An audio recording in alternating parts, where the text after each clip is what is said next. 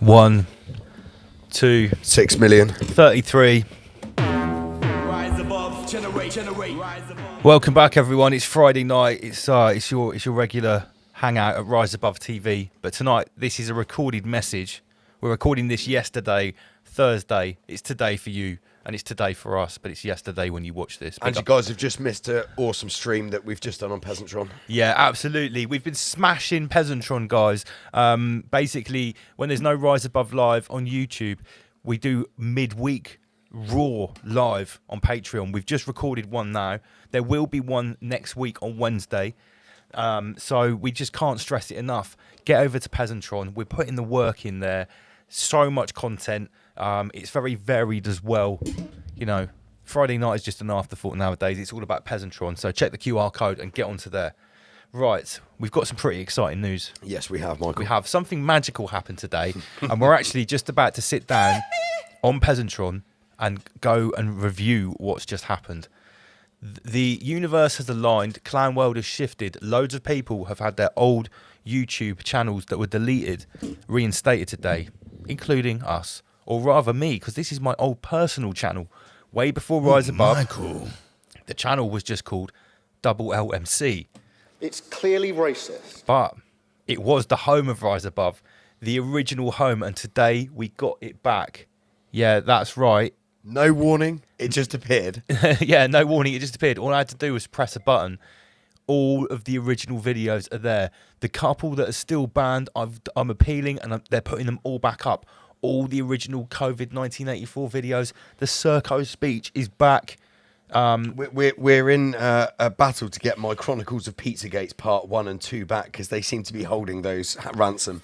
Yeah, so it's not just us. Loads of people have had their channels reinstated. We're obviously very excited. It's nostalgic.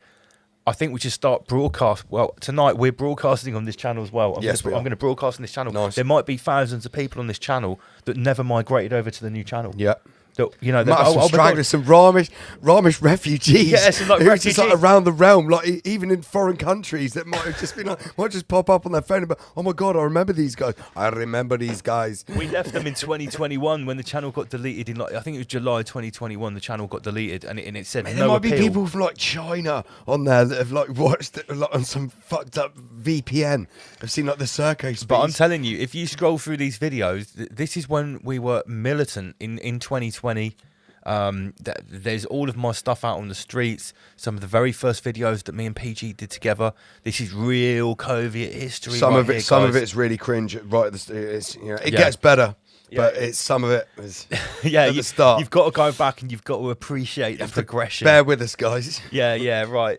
So that's cool because tonight, what you guys are going to watch in your little melee of clips. If I just go to the live here, you can go back. This one ends at number 28. Tonight, you're going to actually see clips or two chunks rather of episode 20 where we did Operation Antarctica, Magic's Word Nerd, Oma Beats in the studio, and also episode 77. There's a chunk as well. We used to have like 4 or 5 people in the studio, And there was on the in the Guardians on remote as well. So yeah, this channel is back up. Go and subscribe to it, Double LMC on YouTube. You might find that you are still subscribed and it's just popped up again for you. We are going to start broadcasting on this channel again. Is that Tomek Rabbi Steam down the bottom there, Lance? That is, look, this is when It is. this is when I first got Don't play it now. No. I'm just showing. This was the first ever webcam. Yeah, the first ever live broadcast. This is. So yeah, history has revealed itself. I think what's happened is they've realised that everyone that was saying all this stuff about the Soviet Union was right. Yeah. They're actually sorry, you were correct. We actually censored Or you. it's the part of the ritual, the unveiling. Yeah, part of the Dark Enlightenment. But we'll see, guys. You have to tune in. Yeah, so once again, let's just get rid of that. Thanks for tuning in. Stick with us.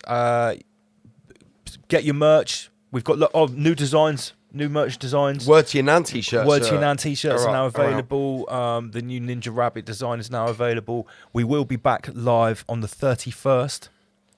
I think we've covered everything down here. Buy some tickets for Rise Above and Mark Devlin, January. Yeah, I'll put the QR code on the screen. It's January 31st, Michael. There it 31st? is. Yeah, the January the 31st. We're in Southampton at the Attic. Mark Devlin is doing one of his excellent presentations, and we are also going to do an exclusive scoop on MI33, our covert and overt work out on the streets, undercover. Our Ramish tactics. Our Ramish Tactical Squad. We're very excited to give you the inside scoop on that. Tickets are only £12 on the early bird. I think they're still available. 31st, that's a Saturday night in Southampton at the Attic, the comedy club. And we'll have some drinks afterwards as well somewhere, which we'll sort out a bit later. Right, stay Ramish. Enjoy the show. Yeah, enjoy the show. Word to your Nan. We'll be back next week with a live Word to Your Nan.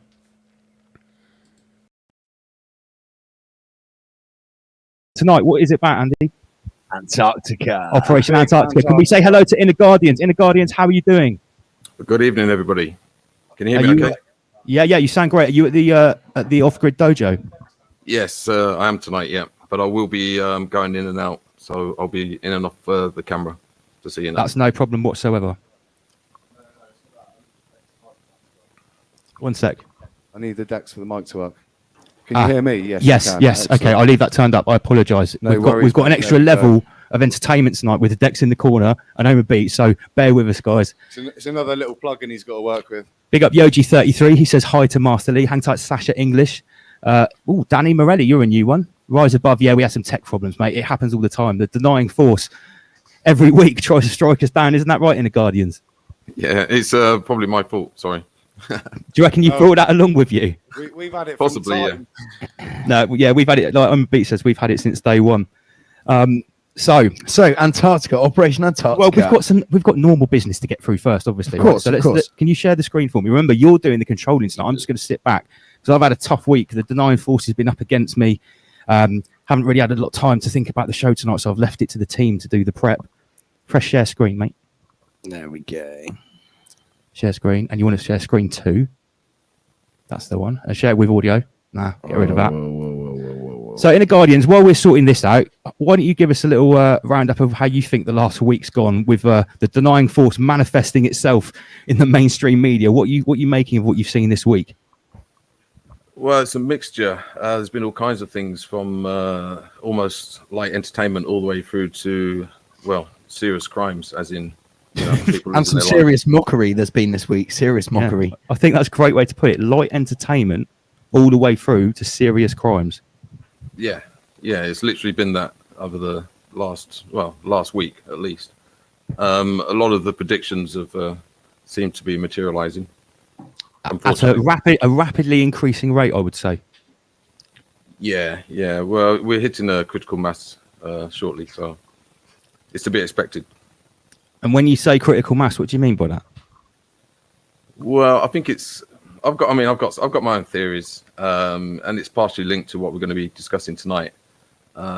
It may not suit everybody, but that's all good. My theory. And sheep of knowledge, we will be talking about Tanzania tonight. Yes, because that's coming up. That's under this week's news at the end of the day, isn't it? Yeah, for so, sure. Let's share that screen again, Andy PG, and hold that thought, Inner Guardians, because we have got some topics from the week. Let's scroll down a little bit.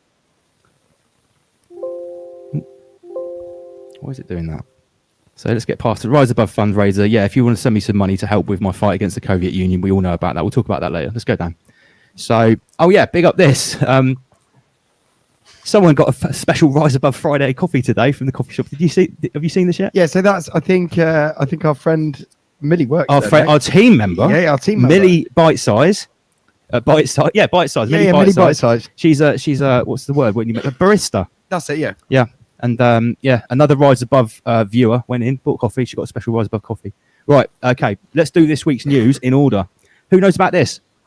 Andy PG? This one's a shady one. So the executive office requires the immediate appointment of an advertising contractor to build on and continue to deliver a multimedia advertising campaign on COVID-19.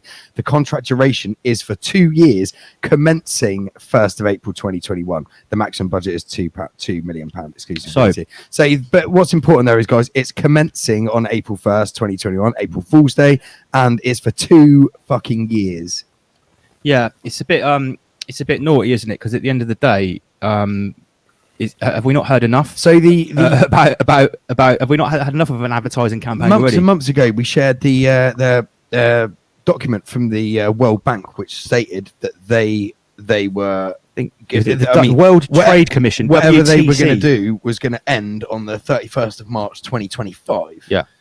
So we're already in 2021. There's another 2 years of it, so that's 2023. Yeah. So, well, I guess this is just the next 2 years. Then there'll be Next a 2 new years. advertising campaign in 2023, I guess. So, yeah, who knew about that? That's been passed this week. I shared this one. I really like this. I'll share that screen. Andy PG, can you control the bloody screen, please? Stop. Sorry, making me do it. you did just take them out. I know. Share the screen. Right. So, shake hands, gather in groups, swap microbes, and build immunity. Save lives.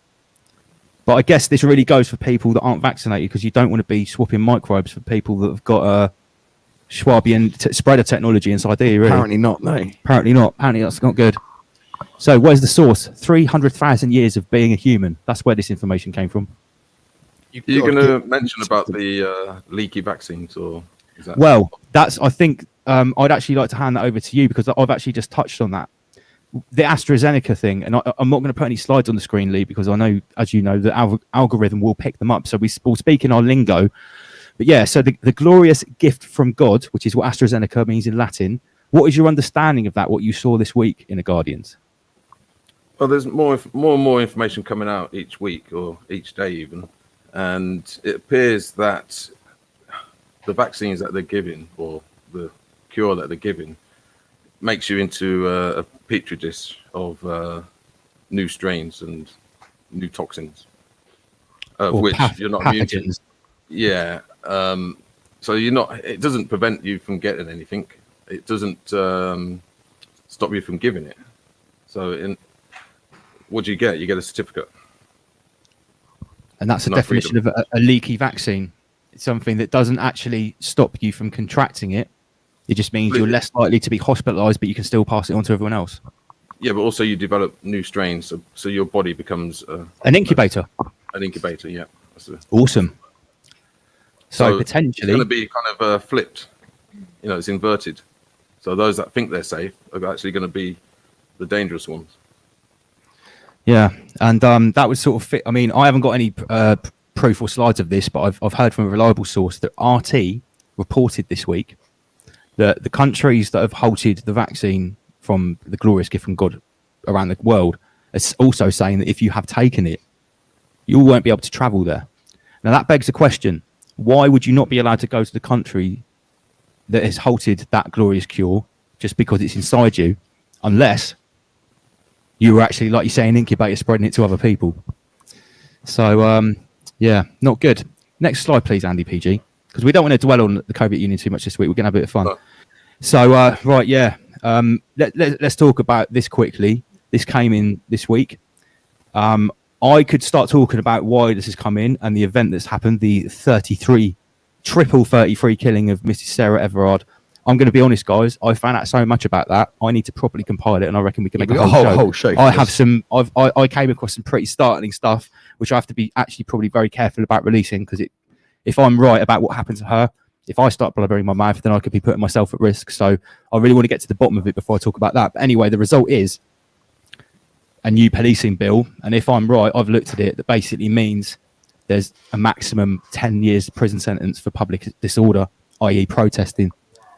So obviously I read it's like a £2,500 fine just for speaking on a megaphone. Yeah, outside well, Parliament. I'm facing £10,000 fine for speaking on a megaphone, and I've spoke to my lawyer. I'm allowed to talk. I'm allowed to say that. Yeah, I'm facing a £10,000 fine for telling the truth on a bench about the COVID Union, if they can. So under Priti Patel's law, I could have been facing 10 years in prison for what I did. And I didn't even say much. I didn't even really, like, it wasn't the Serco speech. I basically just said they're taking our rights away, and then they bundled me in the back of a van. So, yeah, that's not good. So everyone that's going to protest tomorrow, be careful, guys. There are going to be infiltrators there. There's going to be APs, agent provocateurs. There's going to be instigators. There's going to be Soros agents. There's going to be Antifa. Radicalized teenagers shouting about trans rights and BLM and Antifa, and everyone needs to be really careful about what they get caught up in. There's going to be gender tension because of the what the media's just puked out the last couple of weeks over this murder. Yeah. No, who was it a minute ago? Someone, the sheepdog. Tanzania. Mr. What's his name? Magalufi, this guy.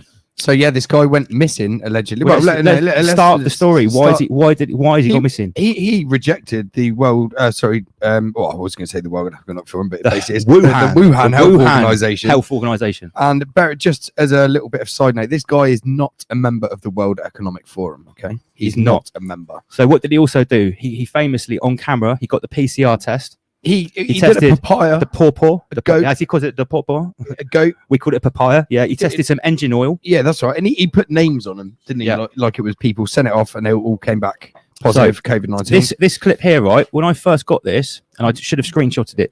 This article was literally sponsored by the Bill and Melinda Gates Foundation. It said it in the corner. And what does it say? It is time to rein in Tanzania's anti-vax president. So they labelled him anti-vax. He's an anti-vaxxer, right? Denier. What is wrong with John Magufuli? Yeah, so they're against him. They've been against him since day one. Hardly surprising. This dude's been telling the truth consistently, and obviously, we told all his citizens not to wear masks, didn't he? Yeah, he actually told them. He's like, don't. It's a satanic takeover by a cult paedophile or something like that. That's what he said. Wow. So next slide, please. Here we go.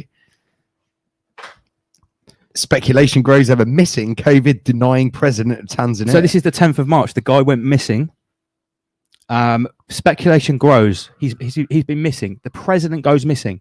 I mean, how does that even happen? The president of a country goes The security missing. services His close advisors don't know where he is. He's gone missing, right? So what's the explanation? What could possibly happen to him? I mean, the first place I'd look is in Hillary Clinton's back garden.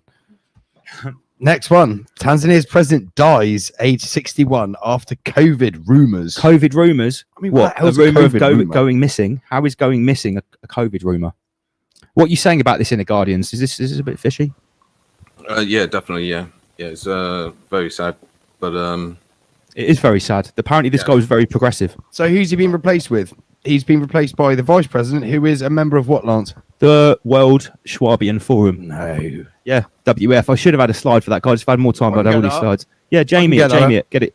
So this guy has been labelled, and some people won't like this, the Trump of Africa.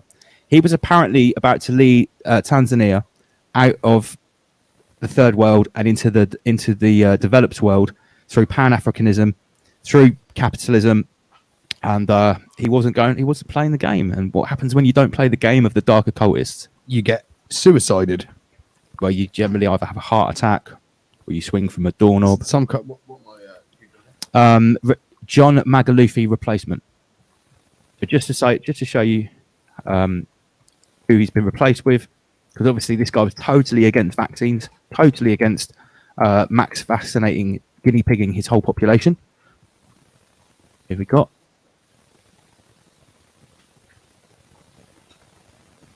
One second. Keep talking, Lance. Keep talking, Lance. Yeah, so this is not the first African president that's been taken out. We've also had the president of Burundi, who 1 week after kicking the Wuhan hoax organization out of the country, he died of a heart attack. Oh, I had it on my Facebook. Oh, you just got a picture of Schwab. So I'm just gonna pull this Yeah, put it over over there. here. So her name It does look like a Schwab. Where is she? Keep talking, Lance. We're gonna find her. She's got an Islamic name. We'll find her. There's no black women on there. But yeah, so it's anyone can find this. The most progressive leader in Africa, an actual person who's actually was probably a bit of a Gaddafi. That's what people reckon Gaddafi was like. Gone, laced with a stooge. There she is. That's her. Samia Suluhu. She is a puppet of Lord Schwab. Lord Schwab has got his finger directly up her sphincter, puppeting her like this. She's just a puppet. So yeah, she's a member of the World Economic Forum, which is no surprises there. no surprise. So unfortunately, Another one bites the dust. Is that- another good African leader bites the dust? I mean, was that the only only nation leader in the world who was openly saying No, this is? no. Obviously, there was the dude from Belarus, Madagascar. Yeah, we don't hear anything about him. What's going on there? Well, George Soros funded a colour revolution to overthrow him. He'd been in power for 25 years. I'd never heard about a problem with Belarus's leader until he said, "We are not doing." Oh, COVID." Lance, look at this. Oh dear, what's this? It says it's got the headline. Oh, wait, fucking, there we go. Set to be the president of Tanzania until 2025. Oh, what a surprise! What a surprise! Good find. This is why I need you on the Jamie. Keep me away from that mouse. Keep me away from it. So, like we said earlier, the World Bank document said it's going to end in 2025. Just a coincidence, comrades. Nothing to see here. Please move along, ignorant peasants. Nothing to see here. Come on. Big up Clara Warren. You never sent me money for those 2 T-shirts. Andy PG's wearing your medium Yep, red. got it on. There's only I've still got one medium red for you, Clara. If you want the T-shirt, please send me the WhatsApp. PayPal. Right, back to our slideshow. What we got next? 1 second. And we will get down to our Antarctica soon, guys. I just had to speak about what's going on this week. Yeah. Oh, is that it? Yeah, I think that's it. Right. So we're Have at project. we got Magics? I think. Yeah. Can we? I've sent him the link. Magix. He said he's listening. Magix. Can we assemble the team? Where's Word Nerd? Where's Magix? I think Magix has got probably the most to input on this because Right. Well, let's start with the facts, right? Let's start with the official story of what Antarctica is. Okay, so I'd like you to Jamie this and get a little search up because Antarctica. What are the official facts? And we need it's a big place, load of ice, mate. right? And we also need to have a look at the map of some of the places of what they're called in Antarctica. Start getting a feel for the backstory here. Right. So, Straight out of Wiki, guys. Oh, look. Yes. Okay. Here we go. Welcome. We've just had just- Admiral Bird At Nerd. just the right time he appears. Here he is. Good evening, Admiral Bird Nerd. Admiral Bird Nerd, how you doing? Good We can't evening, hear you, everyone. There we go. There he is. Sounding good, mate. Mate, you've Hear me dropped in now? at just the right time. We're just starting to talk about Operation Antarctica. I love the get up. Let's have a look at Word Nerd's get up. What's he got on this week? Oh, he's got, yes, he's got the Yes, whole mate. Explorer get up. The That's what I'm pearls. talking about. Right, That's so it. Word Nerd, if I'm right in thinking, you've been digging into what is called Operation High Jump. Yeah?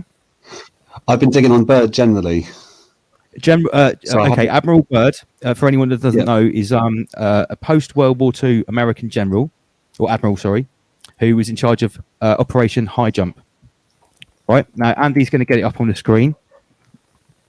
Give us a little synopsis about what you know about Operation High Jump, mate.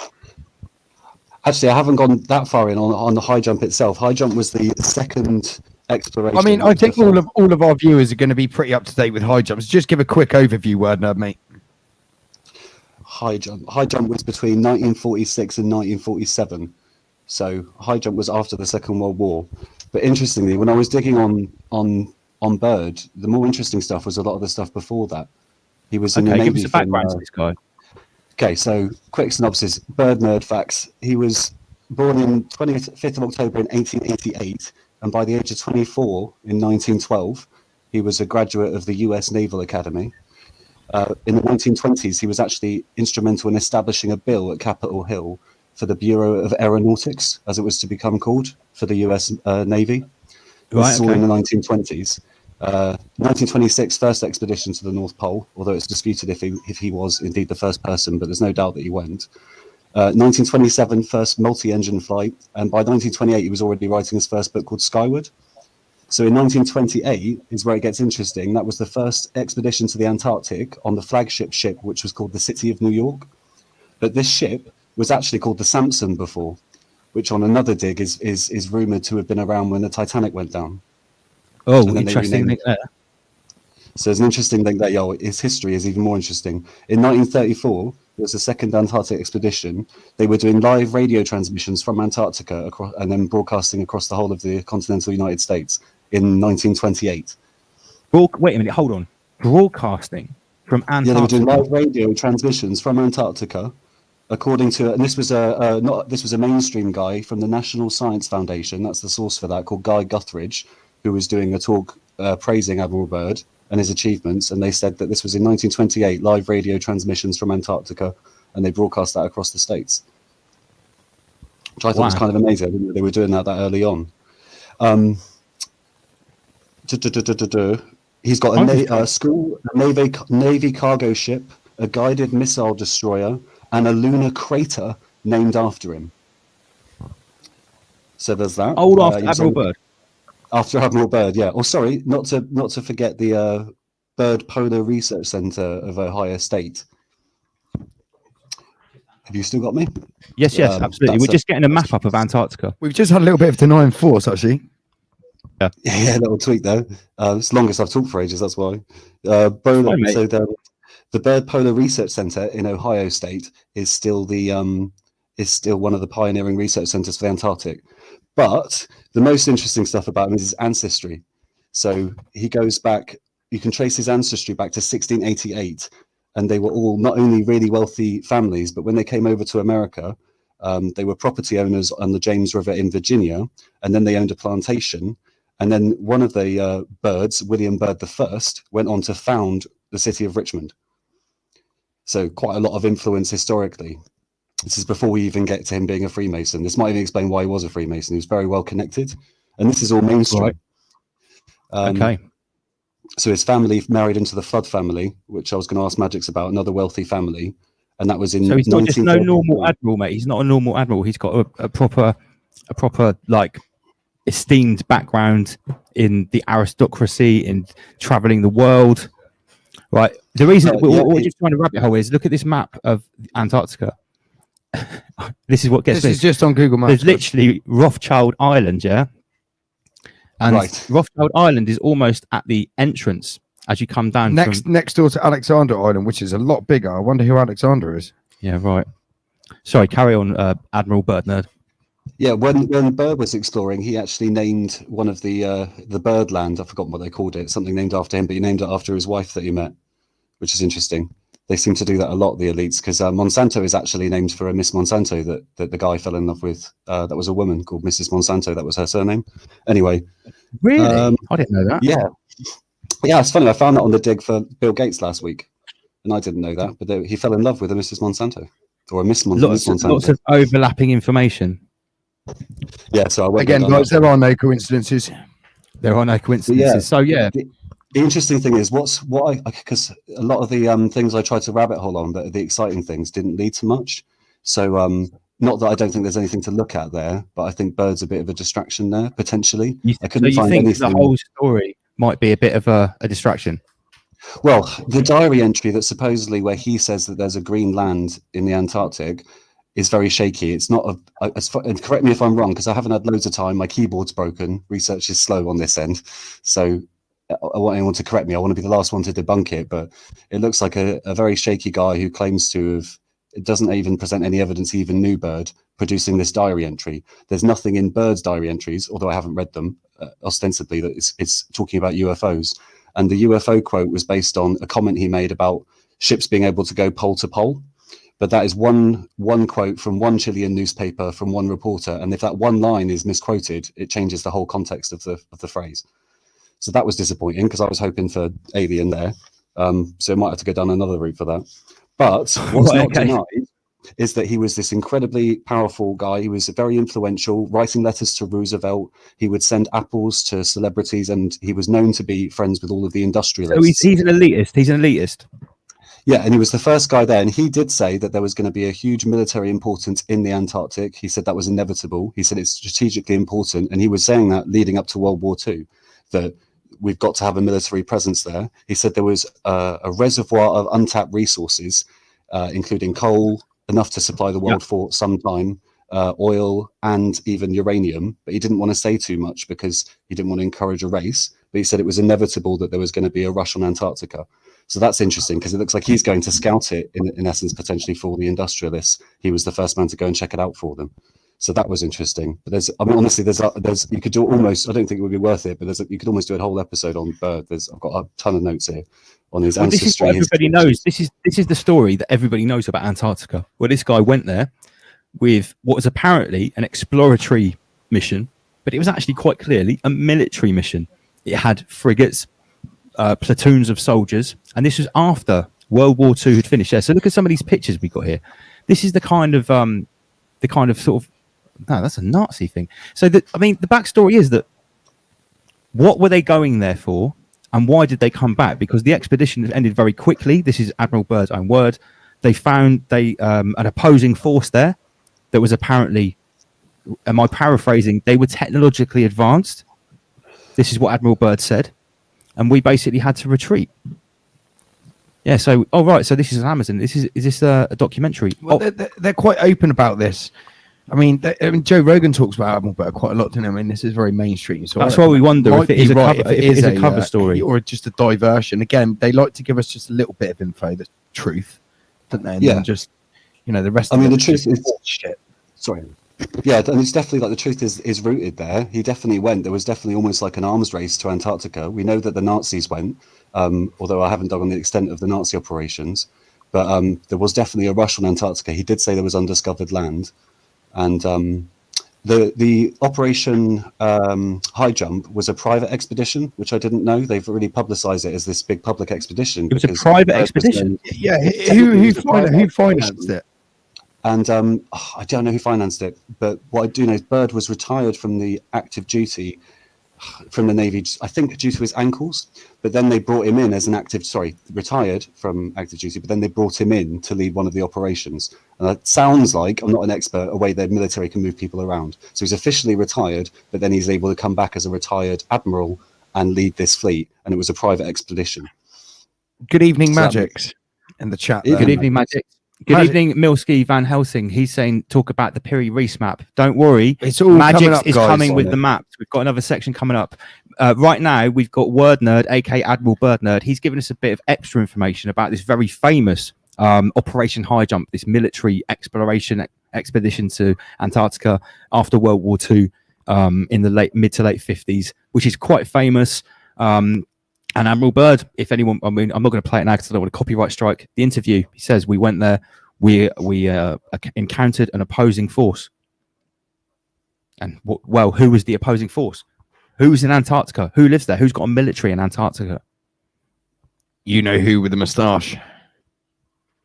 Well, not officially. There's officially no one in Antarctica. No, it's just science people, and people observatories. And Big up everybody in the chat room. Let's have a look at some of the comments. Let's have a little go back on some of the comments. Big up Inner Guardians. Have you got any thoughts on what we said so far on the on this official story of this Operation High Jump? I mean, do you buy this, or do you think it's some sort of opposing force? Here we go. Illusion? Sorry to butt in. Sorry, guys. Woke Realist has got a good comment here. Show the video where he went on TV saying more land. All of a sudden, the treaty was made. Right, you Jamie, that one. Inner Guardians. Is that when Admiral Byrd said there was like a land beyond the whole land, continent, and then all of a sudden they made the treaty so no one can go there?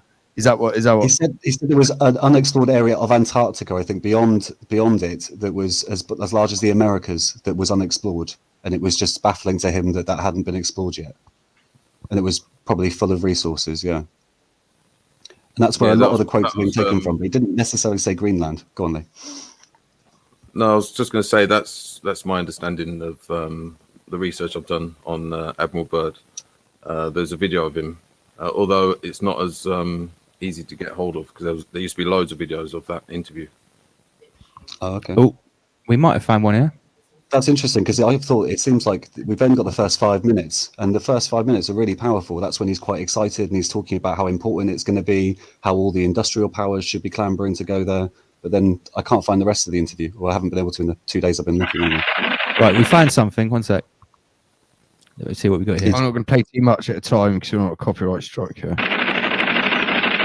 It's time for the Longines Chronoscope. Co-editors for this edition of the Longines Chronoscope. Larry Lasser, CBS News correspondent. United States that's never been seen by a human being. Here we go. This is it. But strangely enough, there's left in the world... Is there any unexplored land on the North American continent? He made that first discovery flight, and I must say that Admiral Byrd, our guest tonight, is not only our greatest living explorer, but he's been an inspiration to countless Americans. Just pause it there for a few seconds, guys.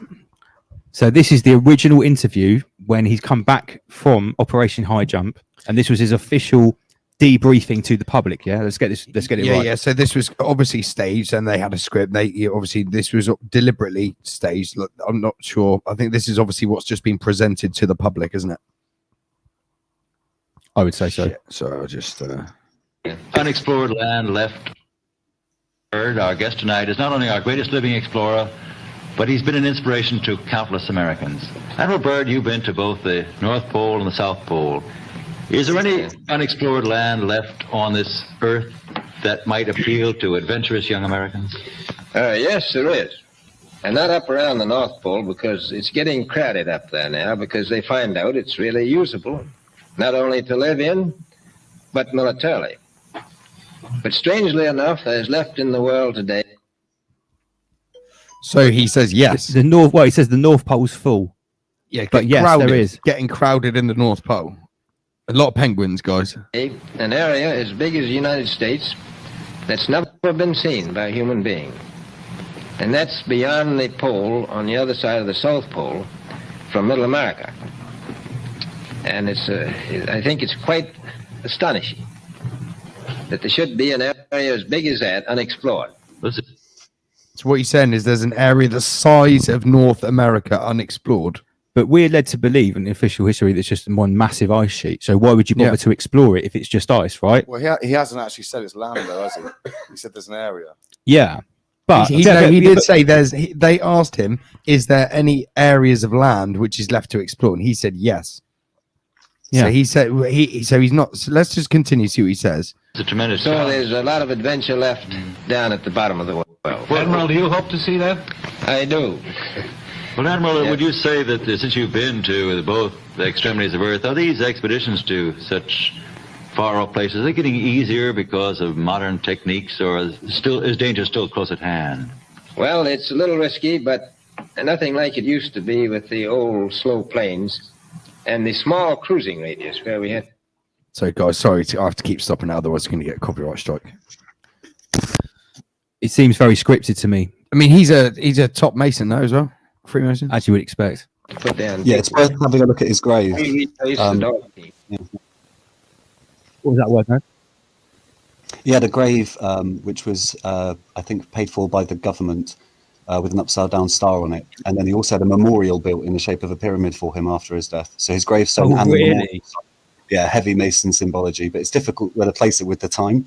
But yeah, it's definitely a very So high-level the Mason. mark of the dark occultist is built into his legacy, basically. And of I course, don't know much about the Masons of the time, but I would imagine so. But now the planes go much faster and they are safer and they have a much bigger cruising radius. You haven't got the danger of a terribly heavy load. Admiral, an expedition to which I believe you're the advisor is now en route. What is that expedition doing? Well, that's the icebreaker Atka, and it's a reconnaissance expedition. It's going down to the South Pole area.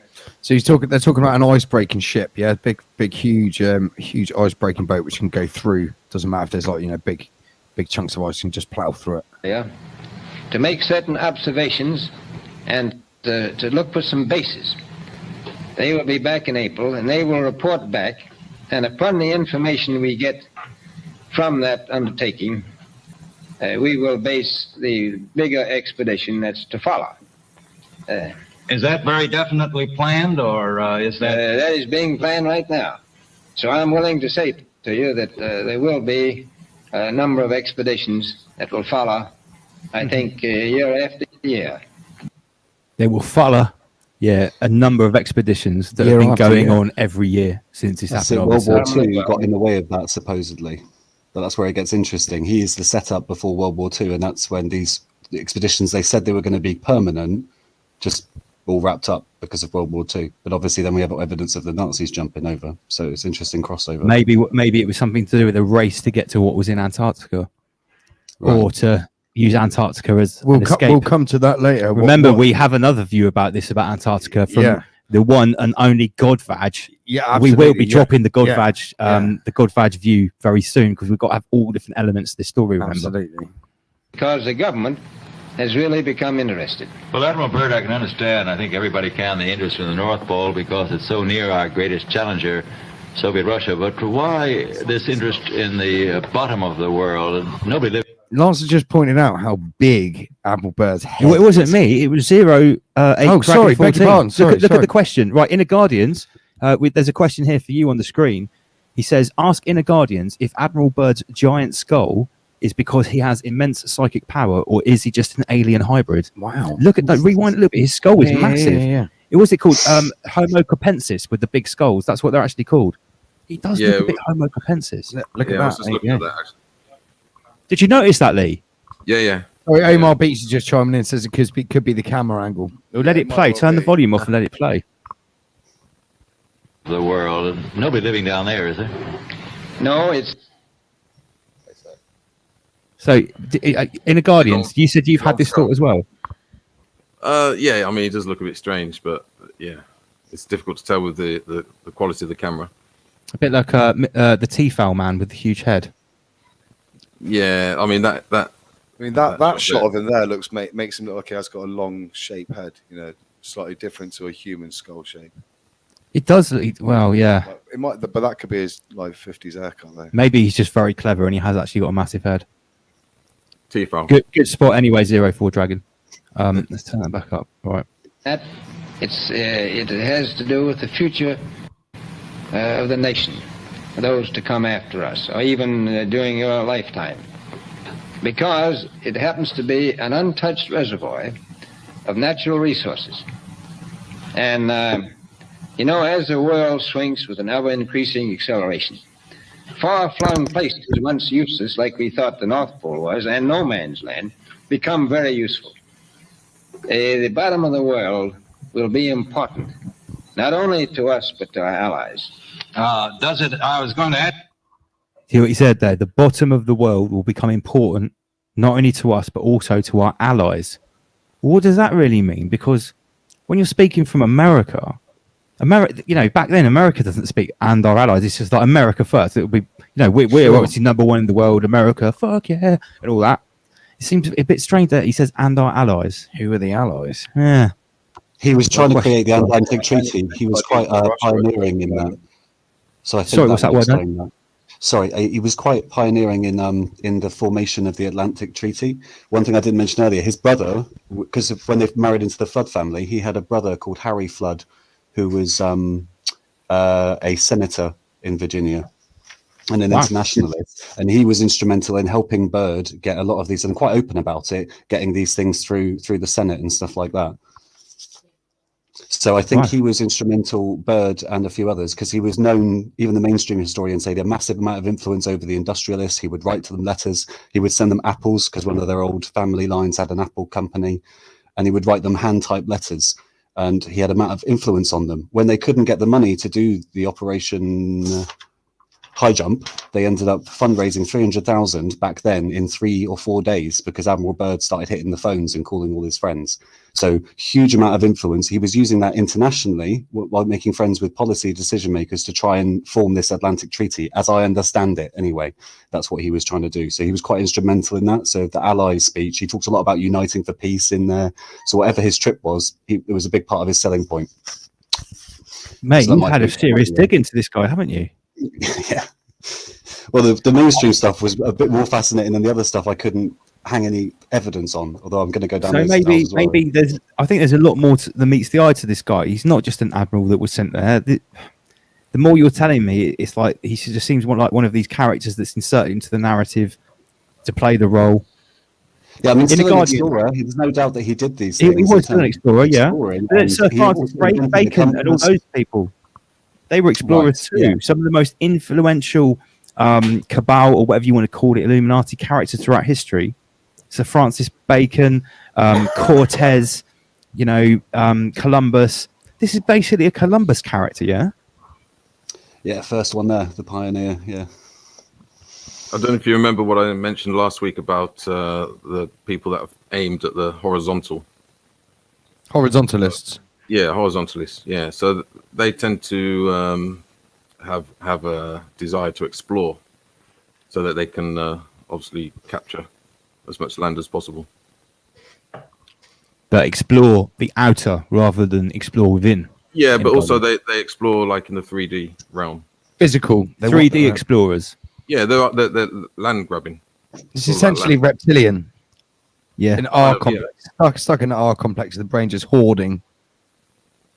Yeah, I mean, my take on the whole thing is a little bit, maybe slightly different with regards to what Antarctica actually is, but I'm going to sit back a little bit and... please don't hold back, because, mate, Lee, last week we hoarded you right until the last hour, so please don't hold back. Let's mix the show up and let's not be too formulaic, because in a minute I'm going to show Godvag and he's got a whole nother take. What is your take on Antarctica? Well, I'm into first principles, so I would want to establish the first principles as to, what is it? What is the landscape of Antarctica? Not necessarily what's there, but does it surround us? Is it at the bottom? Well, that's the thing. That I think that's the big question that everyone is sort of wanting us to get to. And let's just share that screen again, Angie PG. We've got Google Maps up here. We're zooming in on Rothschild Island because it's interesting that there's somewhere called Rothschild Island. Everyone knows, there's also a place called New Swabia. Swabia. And we couldn't find it on the map. I know it's there. We could find it in a minute. When we get the next little Oma Beat set, we'll do some more. We'll get some more Jamie in on the screen. But yeah, so what you're saying in The Guardian, first principles, what is Antarctica? What is the shape of it? This is the official shape. Okay. Well, the problem we've got is, what tools do we actually have or possess to establish what shape it is? Precisely. According to this, it's right next to Australia. I had no idea until I did this dig this week that Argentina and the Falklands Islands, we're going to be coming on to this. Oh, yeah, I've got some great info on the Falklands and what it was actually being used for. Yeah. The Falklands War, what it was actually being used for. Yeah. So the producer's telling me that because we've got the special luxury of Oma Beats in the studio, It's time for a break because we're coming up to the first hour. We've got a lot to explore tonight. We're going to take it nice and easy. Hang tight, everyone in the chat room. Let's have some more music. Live in the studio, Oma Beats in the mix. If you're lucky, I might get on the mic in a minute. Who knows? Right, big up everyone. Hang tight, everyone in the chat room. It's the first hour of Rise Above. We're going until midnight tonight. Oh, have I put him on the spot? In the Guardians, what is Antarctica? Good question. I mean, I've got my personal opinions from the research I've done, but I've never actually been there. Can we hear your personal opinions in the Guardian? I'd be very interested to hear them. Look, this is the loop. Why don't you put left? Well, I'm more inclined to go with the barrier theory, and I think this is very largely linked to what's happening right now, because those of the horizontal persuasion, they want to. I love that. Well, they're all about, it's all about control. It's all about penning people in, restricting access. Personally, I think that there is lands that we don't know about, and they're trying to hide that. Outside of our realm, yeah? Yeah, I'm very skeptical about the whole sort of geographical landscape that we're shown in the mainstream. Like I say, I question everything. We are too. So's Godvaj. Yeah. So, guys, big up Inner Guardians. Big up in Admiral Bird Nerd. Magix, we know you there in the wings. Right about now, we are going to have another little intersection of Mr. Oma Beats. We're going to have a little break, 10-15 minutes, and then we'll be back with more Operation Antarctica. It's Friday night, it's Rise Above. Oma Beats on the decks. Spin it, brother.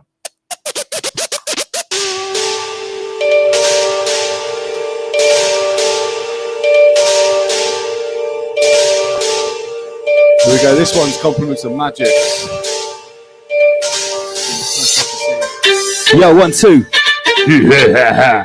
Friday night, Rise Above. Yo, listen. Friday night is Rise Above.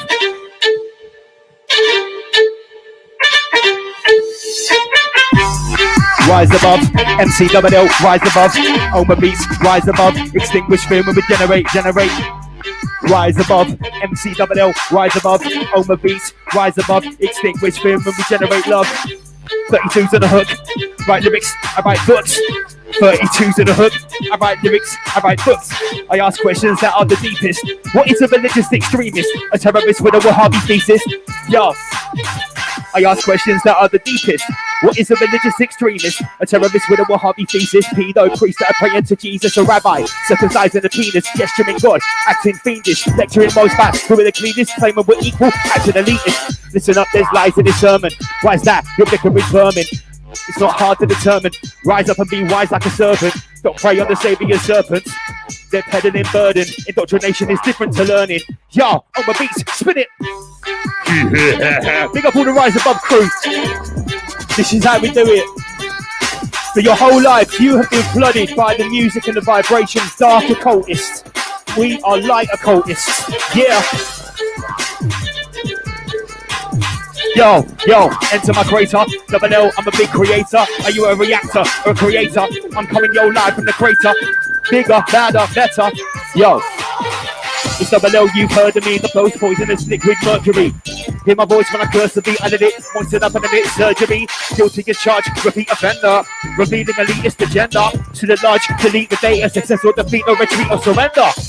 And I can't let go. A killer's artist Charlie Hebdo. A false flag with axes in tow, and they blame Islam for the media show. 2 weeks later, Copenhagen couldn't be blamed to these global pagans. These traitors feed off people hating. Nothing's changing. Guilty as charged, repeat offense. Once again, my ass is back on the bench. Oma Beats. Yo, please step back 2 meters while the camera scanning your facial features. Says warning, spatial breaches. Listen to the government speeches. Daily releases, you can't chill at the parks and the beaches. Essential travel, they police it. We know the rules, they to repeat it. Is this about a virus? Is it a plot? What to control and divide us? Is it a problem, reaction, solution? A manufactured crisis? Depopulate body baggers, biometric ID taggers, Gates Foundation, vax apparatus, stinging newborn skin like a cactus. Big up all the Rise Above family. We just freestyling on a Friday night. Oma Beats, Double LMC. Whoa.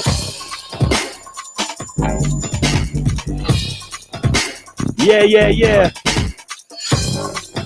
Big up all the Rise Above family. Like a cultist.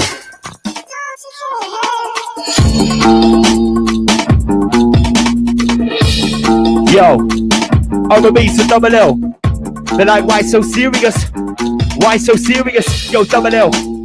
Listen. They're like, Double L, why so serious? Well, it leaves me delirious. Psychic warfare and covert attacks infect my brain, install a fear in us. Enough of the agenda, we'll run, remember? Cradle to grave. Yo, listen. Brothers, sisters, join the resistance. This is big, we need the assistance. Hard work and a lot of persistence. Stop their plans, gonna end our existence. Throw a spanner in the works. Tell the people, fuck what you've heard. Exposing the names of the snakes that lurk. I'm killing 2 stones with 1 bird. Or 2 birds with 1 stone. Flipped it around and I made it my own. I'm exposing things that were once unknown. Once you know this shit, you can't leave it alone. It's the age of information. Info spreads like an infestation. Whether you're consciously waking or sitting back with some high grade blazing, or fresh than before, so blessed. Better reach for the core, no stress. Put the foot to the floor. On my beats, settle the score, never acquiesce. Break from the source, unique with a natural force. So sleep, no time for a pause. Time for a round of applause. Stop, freeze, pause. Hold up your hands if you're down for the cause. Face, breaks, jaws. Hit the floor, get down on all fours. We rewrite laws. Spit it that sound back, wait for applause. Styles come forth. Rise above, let me hear your thoughts. Rise above, let me hear your thoughts. Rise above, let me hear your thoughts. That's right, cause Double L from the land of the lost. Double L from the land of the lost. And bust the mic, just because. It's been a long time, guys. I saw everybody tuned in. I'm a beast. You spin some more beats. I'm gonna take a little break. We'll be back in a minute. Okay. All right then. More bars. What's going on then? Corona, the crown. Yo, the crown of your highness. Corona, the crown of your highness. Or the molecule. Yo, Corona, the crown of your highness. Or the molecule inside your sinus. This ain't Wuhan bronchitis. Is the act. Yo, Corona, the crown of your highness. Or the molecule inside your sinus. This ain't Wuhan bronchitis. It's the act of some medical mafia pirates. 3 million came from Obama. Dr. Fauci through Big Pharma. Move it to Wuhan, ring the alarm. It's our virus, bruv, that's karma. Bill Gates made a prediction. Event 201 is not a fiction. He said 66 million die of corona affliction. Let me spit vocal wisdom. Nothing social but a social distance. Minds are locked in mental prisons. I hope their sentence lessons. They program fear. We shine a torch on the program here. The view from my courts, the program's clear. 2030's 10 more years. UN wrote the agenda of one world government. Epicentric, you're stolen, you're holding, you're saying in a blender. Double L's real, I'm not a pretender. I've studied their methods. 20 years with my head in the records. 20 years of it closely observing. Yeah, and observing. 20 years when my head's in the ground. Sound predictions are made. This time around, bruv, and my mind never swayed. We've been waiting for this day. Yeah, everyone get a drink. We'll be back in a minute.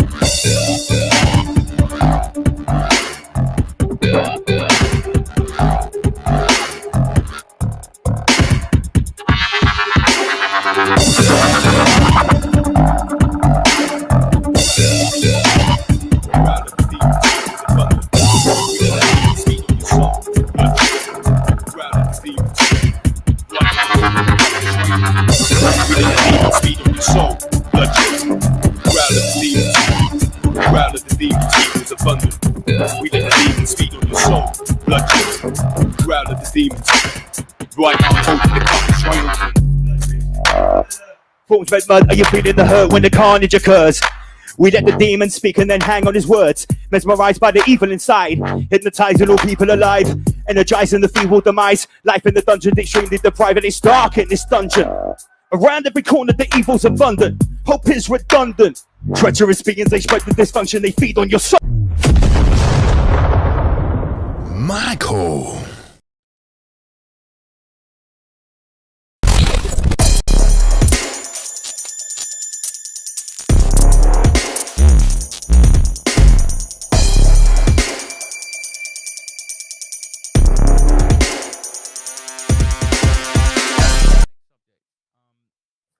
Quite a big week for the occult. Oh yeah. Oh yeah. Yeah. We forgot about this. So Evelyn de Rothschild, scion. I love that word. Scion of banking dynasty. He's the famous one that was the famous picture of him poking sausage fingers in the chest, right? I believe this is the sausage fingers poker, the poker of the prince. It was either him or Jacob. I think the story goes that Evelyn, or Sir Evelyn, was not like a big protege in his early life, and then he sort of took the role up. Whereas like Jacob was a staunch Rothschild from birth. He came out of the womb doing Babylonian money magic. It came to him naturally. Okay, so this Shane Catamol guy, who's quite good with this gematria on Facebook. He's like, 91 must be a special number to them. Rothschild family is 91 in reverse gematria. Evelyn de Rothschild is 91 in full reduction gematria.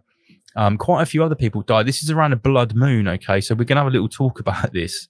Because how old was the Queen when she died? 91, yeah? 91. We covered all the 91s that happened around that. Yeah. COVID-19, backwards is Divok what? 91. 91. Yeah. Okay. Right. So let me skip ahead. This is a headline from the 7th of November, what day was that? Tuesday. It was the day before he died. An ultra rare lunar eclipse tomorrow, November the 8th, could cause disruptions in your life and finances. How's about that then? How's about that then? So Evelyn Albert Adrian de Rothschild, FKC, was a British financier. So the Daily Mail did an article about ultra rare super blood moon could disrupt people's finances. Then the day of the blood moon, Evelyn Rothschild, British financier, dies. Just a coincidence. Just a coincidence. The same person posted this. Did you know there's an 11-year solar cycle, which I guess ended on this day as well with this blood moon? This is the first I've heard of it. Do you know what it's called, this cycle? Is it the Schwab cycle? It's the Schwab cycle. Of course it is. Yeah, of course it is. And I don't know if it's on this little thing here, but I looked and there was a larger cycle, which was like 60 years or something. And that was called, no, it was called a Saros cycle. It looked like Soros. So there's like a Schwab cycle and a Soros cycle, right? But it gets better because when you really think about it and you break it down, what is the meaning of the word Rothschild? Now, I thought it meant red shield. That's what I thought. Rothschild's German pronunciation, I don't know what that is in German, is a name derived from the German zum Roten Schild, with the old spelling meaning with the red sign, in reference to the houses where these family members lived or had lived. So they'd live in like red houses. Right. Red sign, red shield. Gotcha. Yeah. So what is a blood moon? It's a red big red sign. Yeah. There you go. Yeah, just like Rise Above. Yeah, nice one, Raten. Big up Ratender. Big up Ratender in the corner. You can go and sit on the chair over there. There is a mic, you know. Oh, he's comfy there. So just some other bits and pieces, and I did nick this from someone. I think it was from Low Blossom. The Great Financial Replacement is America adopting a new currency, and these are all the articles from the same day. The sooner the average American familiarizes themselves with central bank digital currencies, you can see what's coming here. So it's like a leading Rothschild dies on a blood moon, just as basically we could say the Rothschild banking system is coming to an end, because like the CBDC stuff doesn't seem to have their name all over it. Yeah. Whether it's, new generations doing the same thing, which it obviously is. Like a transition from one old. Yeah. Your dynasty did that trick, the gold to paper trick. Now we'll do the paper to digital trick. The old money to the new. Yeah. What's crazy is that tomorrow, November the 5th, 2022. Oh yeah, this week is also the 1 year anniversary of Travis Scott. Oh, really? Yeah. So Travis Scott, that was, I think, give or take a few days, that was also around the blood moon. Shit, that's been a year already. Christ. Yeah. Because in these cycles, these yearly and lunar cycles, you know, that you go 1 year and it's at a couple of days. So, you know, 8th, 5th, doesn't really matter. It's around the moon. Yeah. Definitely around the moon. Yeah, I agree. Yeah, I'll save that. Right. Yeah, that's the chat for now. I'll save those subjects for the next break. Interesting. But yeah, so it's been quite a big week, I feel, like energy wise. There's certainly been like a lot going on. Clan World has definitely stepped up. Yeah. No two ways about it.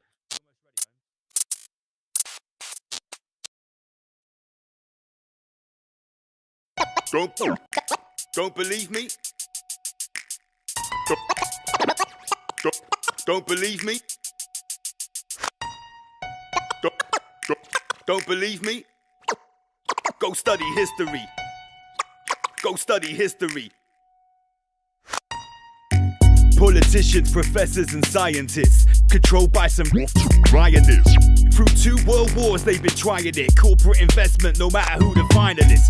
Don't believe me? Go study history. Check the activity of bloodline dynasty. Sumer, Egypt, and Rome. Consistently pan-European imperial misery. World conflicts enact social change, so they want it.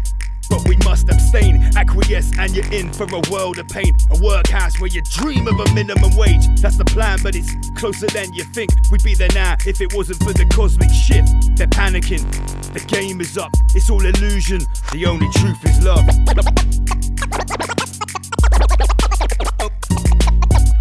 Don't believe me? Don't believe me? This goes deep cause they rewrote the history books. You can't quote how the real history looks. Empires thrive from the lands they took. We're in the same boat, it's kept afloat by crooks.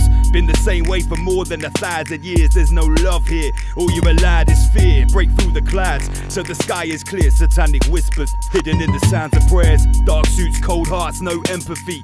Fill positions of power in our embassy. Stone circles and burning effigies. Chanting mantras to bring forth energies. Secret meetings that map out our destinies.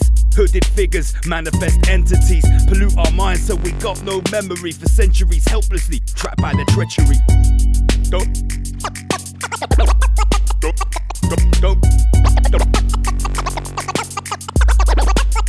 Don't believe me? Obelisks and illuminated torches. Landmarks of malevolent forces. Sorcerers aim to contain your mind state. Open your eyes where you're already blind, mate. You want the truth, better ask and why. Your worldview got squeezed through a needle's eye, and here's the proof. They extinguish lives. Conflicts built on evil lies, no surprise. We don't know of no agenda. Disguised from the light from the moment you enter. Survival of flight, you're a lifelong member. That's right, since they sliced the placenta.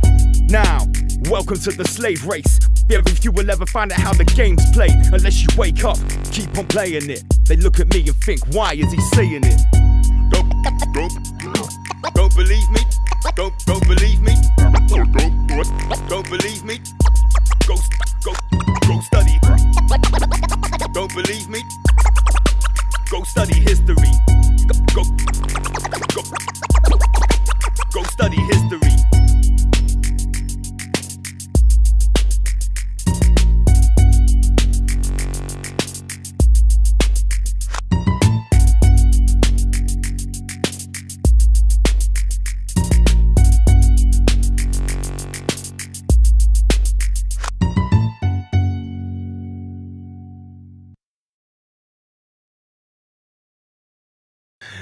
Yes, welcome back, you steaming pile of pheasants. To me as you come.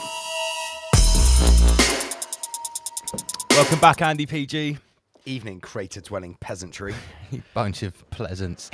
I've been building up to this all week. We've shown metaphysical personal protection. I'm going to invite him on because I don't need to do the intro for him. Inner Guardians, Inner Guardians, Inner Guardians. Salutations, everybody. Yes, it's working. Salutations. There you go. Right, we got there right in the last minute, Lee. Right at the last minute. We literally got the connection at 8:59. We tried everything. Yeah. Everything wasn't working. Now it is. So we RAS at everything. the big build-up, mate. I've been gassing about this for 2 weeks. I've laid the yellow brick road to this presentation. You've called it the final presentation, right? Yeah. It could be the final presentation ever, or it could be the final presentation before Ra Treat. The last, when in our conversation, you said let's call it the final solution. I was like, mate, I'd love. Don't get me wrong, I'd love to, but I think the thumbnail would probably get Al Gore censored. Okay, so let me know. I've got your presentation ready to go with the slideshow, and I've also got my hand on the button for the 4 videos which you've sent me. Sure. Okay, so just let me know. I'm going to hand over to you now. This is your time. We're going to do our best not to interrupt. If you want us to get involved, let us know. And just tell me when you want me to play any of the videos or start the slideshow, mate. Okay, well, just before we start, literally, we've got innerguardians.com. It's up and running. So we've got the website. Boom. So, yeah, I don't know if you want to share the link, anybody out there. Sam So Carno, Sam can we Carno, get that can you up? get on that, please? Yeah. Yeah, no, it is a landing page at the moment, but we wanted to get it done in time for tonight and definitely for Ra Treat. So we will be building upon it. Even as a landing page, it's looking good. So expect great things from that. Awesome. Yeah, I just want to thank those who have sort of literally worked. I wouldn't say day and night. It's been today. They've been able to get it done in one day, literally. So it's all good. Now, the preface and the introduction to this presentation is almost as long as the presentation. So, as you can imagine, there's a lot of work gone into this. Now, it's probably only around about 33% of the full presentation. Now, I have kept all of it, so in the future I can do bits and pieces on that. The subjects we're going to cover, basically, it's the subject of existence. So we're going to be asking massive existential questions, and it is about participation. So especially from the Ra team, also everybody in the chat to join in. I will be asking lots of questions in this, and it will probably conjure up more questions than providing answers. But that's not a bad thing. It's just a case of asking the correct questions, high quality, conscious questions. We're at a point now where that's where we need to be. We've kind of done all the groundwork with regards to all of the narratives, all of the mainstream media stories, all of the occultists in dark suits, politicians, mainstream media, all of that. All of the foundations has been laid. Now, it's more of a case that the onus is on us. If you want to call us the truth or freedom movement, the onus is on us to up our game and start asking the correct questions. So I'll kickstart it. We've got a few slides. I've also got a few videos. Now, I've got quite a lot of side notes as well. So I'm going to be kind of going all over the place, but it will all swab together in the end and make a lot of sense. Now, as with geometric shapes, you don't look at them as a stationary object. You have to look at them as though they're moving. So you could say the same with this presentation. You've got to look at this presentation as though it's moving. So it will move around. We'll kind of be jumping all over the place, and it will all sort of come together, hopefully, towards the end when we get towards the solutions. We're going to be going into some very dark subjects, some very light subjects. So hopefully it will all balance out, and it will leave everybody that watches and listens to this show with something to take away, and some inspiration and optimism and options as well, hopefully. Okay, so once again, this presentation, it's not designed to be purely just a presentation to impress based on some kind of research or conjecture about the nature of reality. But more importantly, it's for objective observations that may provoke a deeper level of questions. And it's all about asking a higher quality of existential questions, really. But more importantly, it's about the participation and the immersion in these questions and into the reasons for human existence. But I must just add, it's not all about being in a position of introspection In fact, introspection it definitely works against you if you go into sort of a introspective state or a state of inner considering. It's not about that. It's about being able to ask decent questions from a higher level of consciousness, you could say. So we need to raise our vibration. We need to get rid of the chronic tension. We need to get rid of the distractions. We need to start asking direct questions to ourselves. You could view yourself as some kind of reflector or a mirror. People often say that humanity are transmitters and receivers, which you could actually describe it as that, but we're more, you could say, broken shards of a whole mirror that reflect back to ourselves and to each other. If you go with the theory that we all come from the one, then you could actually describe us as broken shards of that one mirror. Now, at any point, Lance and Andy, and is Omar in the house? He will be shortly. He's yeah. on his way. Yeah, he's okay. going to split our two chunks in half with half an hour of music in between. Yeah. Okay. Well, I'm sure at some point he'll want to chime in because we're going to be honest, we're going to be covering so many subjects that there's going to be something for everybody. Now, for some, it may go over your head, but for others, I think it will be exactly what you need right here, right now. And like I said, over the last few years, especially the last 2 years, there has been a massive degree of awareness or awakening, you could say, and it's not being fed. Because we've had to deal with the denying force, we've had to deal with the mainstream media, we've had to deal with all the nonsense of the last 2 years. And at the end of the day, what we're seeking is to make sense and not to be distracted by the nonsense. So hopefully tonight I can bring some sense to the table and we can all have a bit of a feast. Now I need to really preface this presentation with what we would commonly describe as belief systems. Now, it's very important that we start paying attention to what people actually believe in, regardless of as to whether you believe in it or not, or it correlates with your own belief systems. Now, I've often said this, and a lot of people genuinely don't understand it, that until we really understand what the belief system is of the elite or the delete, the politicians, the scientists, the priest class, and all those behind the technology and technocracy and transhumanism, and all of these narratives that have all of a sudden come. I mean, they've been brewing up for a while, but they've literally all come at us at the same time. So we need to kind of get behind the minds of those who are behind the narratives. So I would say that for the most part of this presentation, a lot of it is going to be talking about what do these people or the entities behind these people actually believe in. And that's important. That sounds good. The entities behind these people. What the entities believe in.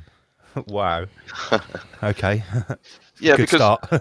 because for instance, there's a lot of contradictions in all of this, and so even if you take a subject like science, they generally don't all believe in the same thing.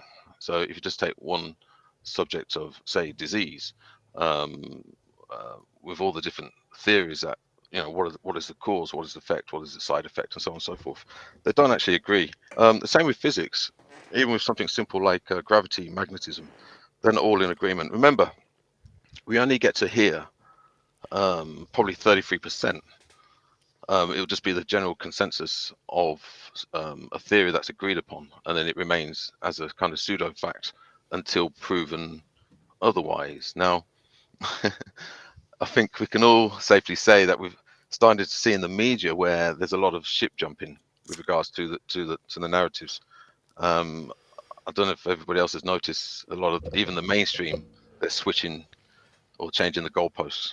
It's starting to be the narrative is starting to be like weaponized for those that want to pretend that they were against it when obviously they were part of it. Yeah, old Slumdog Billionaires has been doing that a lot this week. Old Liani's been on about him. Oh, what, Leilani Dowdy? Yeah. Big up to her. Yeah. She's been very vocal on about Iconic old Rishi. TV. No, look, in the Guardians, you're absolutely right. The ship jumping has definitely started. Like Boris as well. He's out, isn't he? Right. Yeah. Where the fuck's Whitty? Like, this is just the UK. I don't know what it's like in other countries, but yeah, everyone's just, they're off. Same as Matt Hancock. He got slid off to the background. Well, I'm predicting that you're going to see a lot of this taking place, especially with all of the narratives from UFOs, transhumanism, technology, all of the mechanisms of control. All they're doing is just passing the baton on and going off to another crater, maybe. If not physically, then metaphysically. Now, I'm going to start with this, talking about belief systems on a very important subject, and it's called ontology. Now, possibly a lot of people may not know what ontology is, but basically it's a branch of metaphysics dealing with the nature of being and reality. You could say consciousness and matter. Okay, so once again, science and physics are not in agreement, and you could more or less break it down into four main schools of thought or branches regarding the study of consciousness and its relationship to matter. I'm sure most people would have heard of the different schools or the branches. So first of all, you've got materialism. Okay, so once again, the reason why I'm going through this is because it's important to get into the minds of those who are pushing these particular agendas. Okay, so you've got materialism, which basically means that matter precedes consciousness. Okay, so everything is matter first, consciousness second, or it may just even stop at materialism. There doesn't really need to be a need for consciousness. The second one is idealism, which is kind of the reverse. So it's consciousness precedes matter. Yeah. So the first one is matter is first, and consciousness is some kind of excretion or byproduct of matter.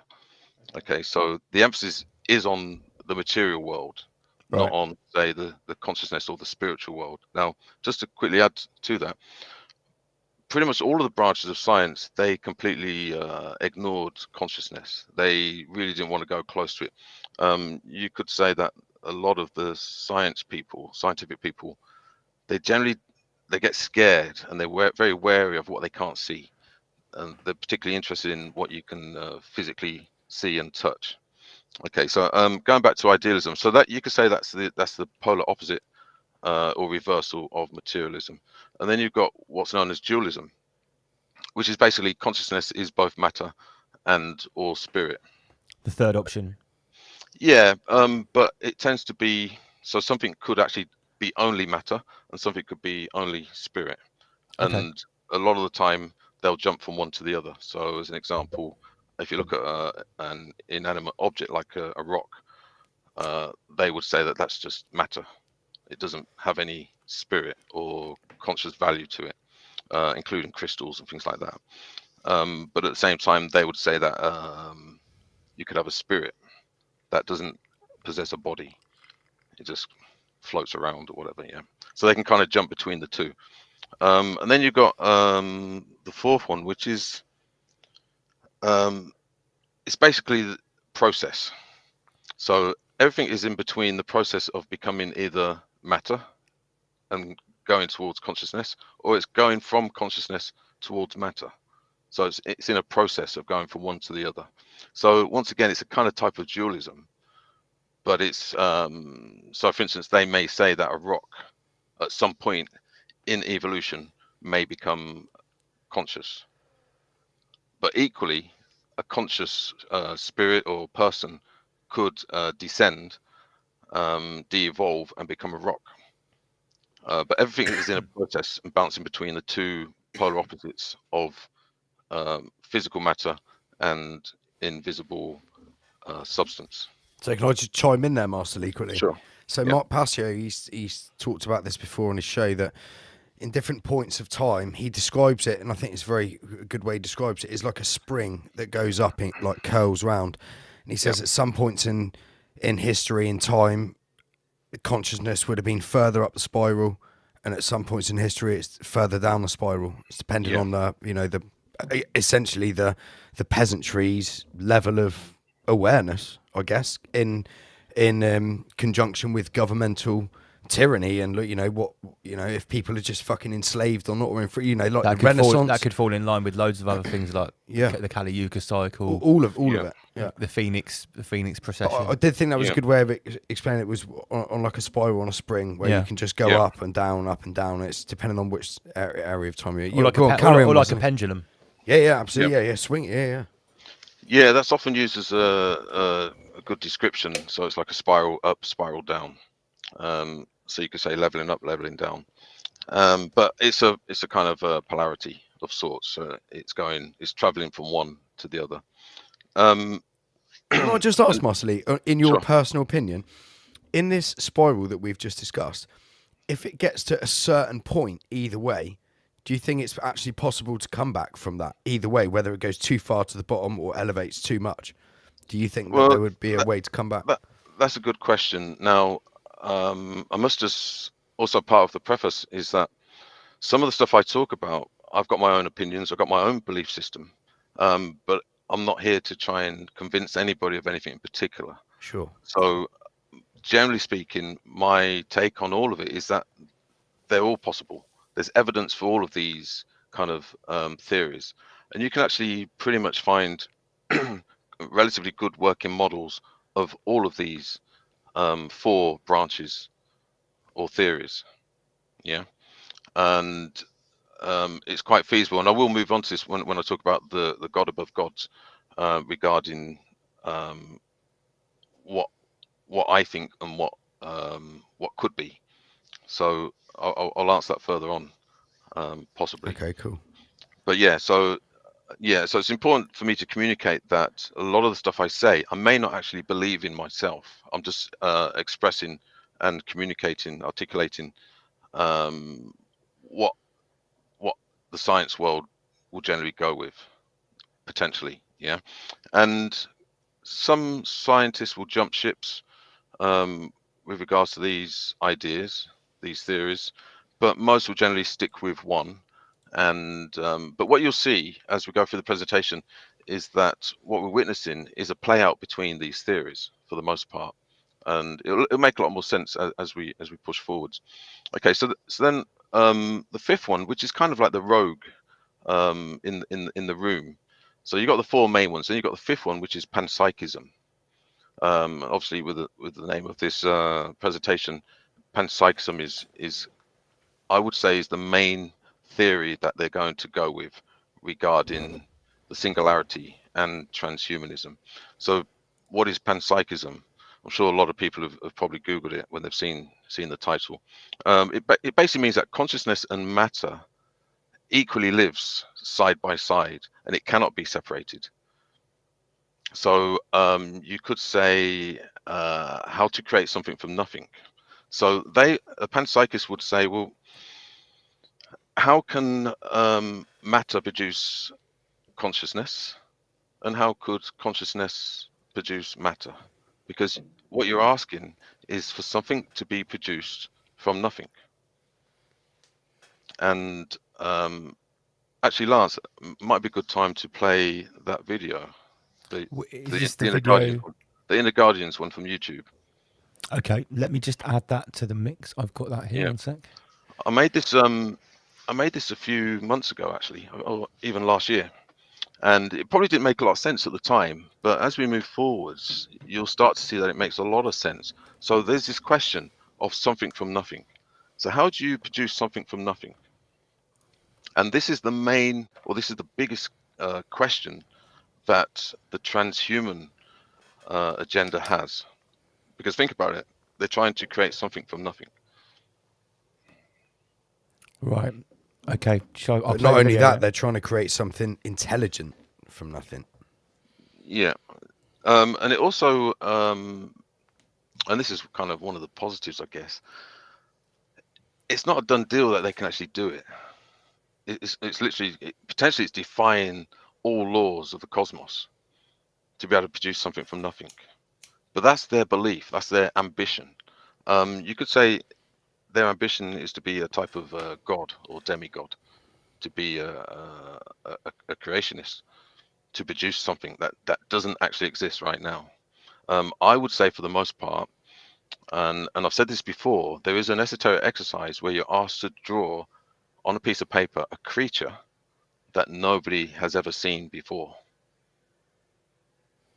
What generally happens is somebody, when they're asked to do that, they will draw a creature, but it will be something like a zebra's body, giraffe's head, elephant's legs, and crocodile tail. It's more of a mix of what's already there. Yeah, so it's a mixture of what Like a already chimera. exists. Yeah, so there's nothing really new. Now think about it. If I give you a bit of paper now and I ask you to draw something that nobody has ever seen before, could we do it? I would draw a symbol. I'd like to think I'd give it a go. Yeah, I 'Cause would draw I've a practiced symbol. I've practiced the random, like purely from your head doodling, where you try to fill a page with things that are nothing. Before I used to practice that quite a lot, and when you get into that, you can get quite interesting results because things can start to form, and maybe they're figure-like or animal-like, but then they're not, and it turns into a machine and stuff like that. But yeah, again, was I, when I was doing that, I was always taking a shape that I'd seen before. Try and draw a shape you haven't drawn before. It's not easy. Yeah, so it's a thought process. It's an exercise. Now, what these people behind these agendas, this is what they're toying with. This is what they're playing with, but obviously on a massive scale, not just drawing a picture of a creature. They're actually trying to create a creature. So you can see straight away it's problematic because what they're trying to do is create something from nothing, something that is completely new. Have you got the video lined up? Yes, I have. Yes, Yeah. So, just before we do that, Lance, I'm sure you mentioned it last week on last week's show about that you used to have this either a vision or an idea that if you went to a different planet or crater or something and you saw something that no one had ever seen before, how would you describe it? Well, my thought from a child was if you went to got off a spaceship and you land on the planet and there was a new color that had never seen before, how would you take it back home to show people without taking something from the planet of that color? And even if you did, how would you describe the color? Well, yeah, I mean, first of all, think about that in your head. What could a brand new color that doesn't exist in our spectrum look like? Theoretically, we might not even be able to conceptualize it because we think it in the preordained spectrum. Questions like this bend the human brain. Like when you get into like such vast distances, like what we're told about in space, like literally millions and millions of billions and billions of light years away. Like our brains just but here was the real mind bender. I basically worked out that the only thing you could do would you could bring back an object from that planet that was that color. You bring it back on the spaceship to show people here, but the chances are, in fact, 100% chance that when you got here, that object would not appear to be the color you saw on that planet because it's not the same environment. But if you understand how color works, that object is not really that color. It's because of the spectrum of the light. We're perceiving it as that that colour. you're perceiving it through. Yeah. That's how you interpret it. Everything is essentially just a frequency range, isn't it? So it's not even 10 o'clock. Well, I mean, whole rabbit hole starts at night. Right. Here's one for you. So, for instance, we often talk about or think about UFOs and aliens and creatures from other dimensions and stuff like that. Let's say that this is true, and but it doesn't exist. Whatever it is out there doesn't exist in this realm. Would it even be possible to transport it into this realm if it had never existed in this realm? It could be a substance, it could be a material, it could be, let's say they've got particular materials or properties that have never existed in this realm. Think about it. How would you transport it into a realm where even the material of that realm doesn't exist? How do you know when you bring the material from that realm into this realm that it doesn't create some crazy chemical reaction and just burn up at because at 4 of million degrees because it's not compatible. Reaction to oxygen or atmosphere, or the way that the oxygen, theoretically, or water, might not, Yeah, it's just an unknown of an unknown, isn't it? At the end of the day, and that's what makes it quite. I was thinking about that when I was about, I don't know, maybe 6 or 7 years old, and I was talking to kids about that in the playground. You're fucking they're weirdo, like, Lars. what? No wonder. No wonder that my parents got called into school. You didn't get invited to the birthday parties. No, I got invited to the headmaster's office with the governors. Okay. Continue, Well, Marsley, continue. They thought I was starting a cult. Yeah, maybe we'll skip that video. We can always play it later. I'm conscious of the time because I haven't even got past the first paragraph of the introduction. So I've got 4 other videos too. Let's push forward. So where should we go? Right. So let me talk about the Holy Trinity, or the unholy Trinity. So you could pretty much say, along with the law of three, we all know the Holy Trinity, God the Father, God the Son, and the Holy Spirit. So potentially what we're talking about is a combination, a swabbing together of, you could say that you've got the creator, the God, the source, you've got the man, which could be the material, and then you've got the spirit. So you could say that's a type of triad. Now, I should have said this just before, but you've also got another theory, which is pantheism. So it basically means that everything, God is everything, and all is God, or divine. Okay, so you got to factor that into the mix. So it's not just a case of is it spirit, is it matter?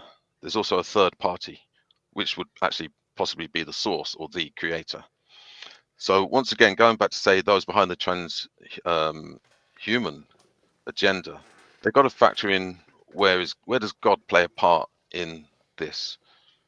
Now, what you could say is that they're basically trying to usurp God. They have some kind of God complex. They want to cut God out of the equation of creation. I would suggest that's possibly what is happening in the minds of these individuals behind these agendas. They want to basically be God and be the creator and start creating all kinds of things. Now, talking about the occultists in dark suits, what you could say is that they definitely lack empathy in many ways. They're more interested in innovation. You could also say that innovation potentially is the enemy to empathy. Now, you may not be able to draw the connection between the two, but if I was to add that innovation from, say, more of a low frequency, a more dense perspective, where they don't factor in things like morality or character or any of those things, that would you could put more in the consciousness spirit box. So because they're kind of devoid of that, they're more materialistic, they're materialists, they're only interested in innovation. So you could say innovation is the enemy of empathy. And I would also suggest that what we're seeing play out right now is almost a battle, a war between innovation and empathy. And if you look at the people, say in the truth or freedom movement, they would be those who are more aligned with empathy. Now, if you look at the dark occultists, they would be more aligned with innovation, as in technology. Now, all of the agendas, they're all kind of geared towards innovation, to moving things forwards with innovation. And now it may go under the guise of to help us to improve life, but generally they don't really take a lot of things into consideration. They just push ahead with the innovation because they're kind of driven for innovation but devoid of empathy, and that creates a massive imbalance. And I would say that is what we're up against, and that is our number one enemy, is the innovators without empathy.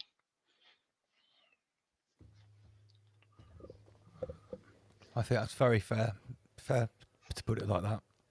That is our number one enemy. Yeah.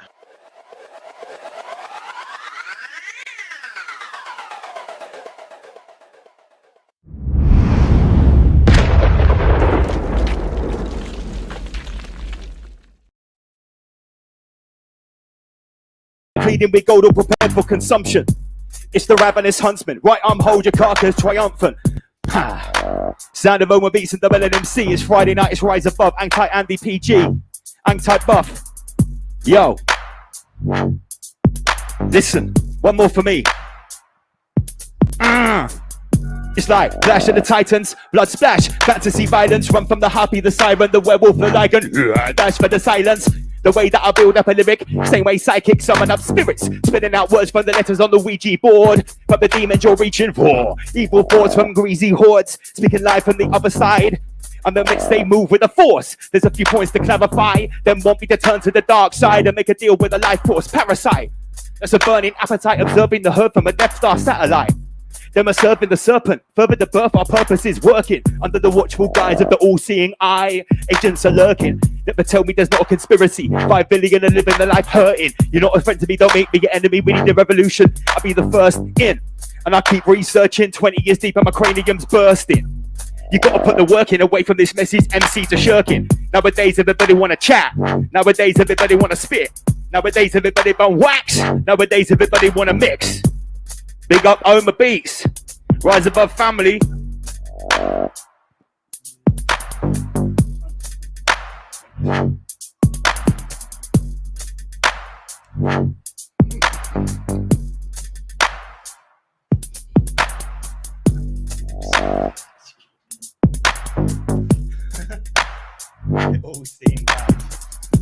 The all-seeing badge, baby.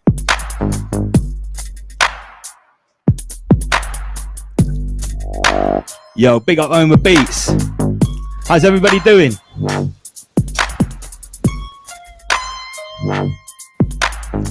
Oh, you're gonna play one more? Okay, let's fade him out. Yo. Okay, everyone, how's it doing? How are we doing on a Friday night? Let's get Admiral Bird Nerd back in the Guardians. The whole team is assembled apart from Magix. Magix, where you at? Everyone, let us know how you enjoy the addition to the show of having Oma Beats over there in the corner. Oma Beats, rather than some videos, rather than a YouTube video, we'll have some music. Man, a bit of music, man, now and again is good for the soul. It is good for the soul, absolutely. He's not muted. No one is muted.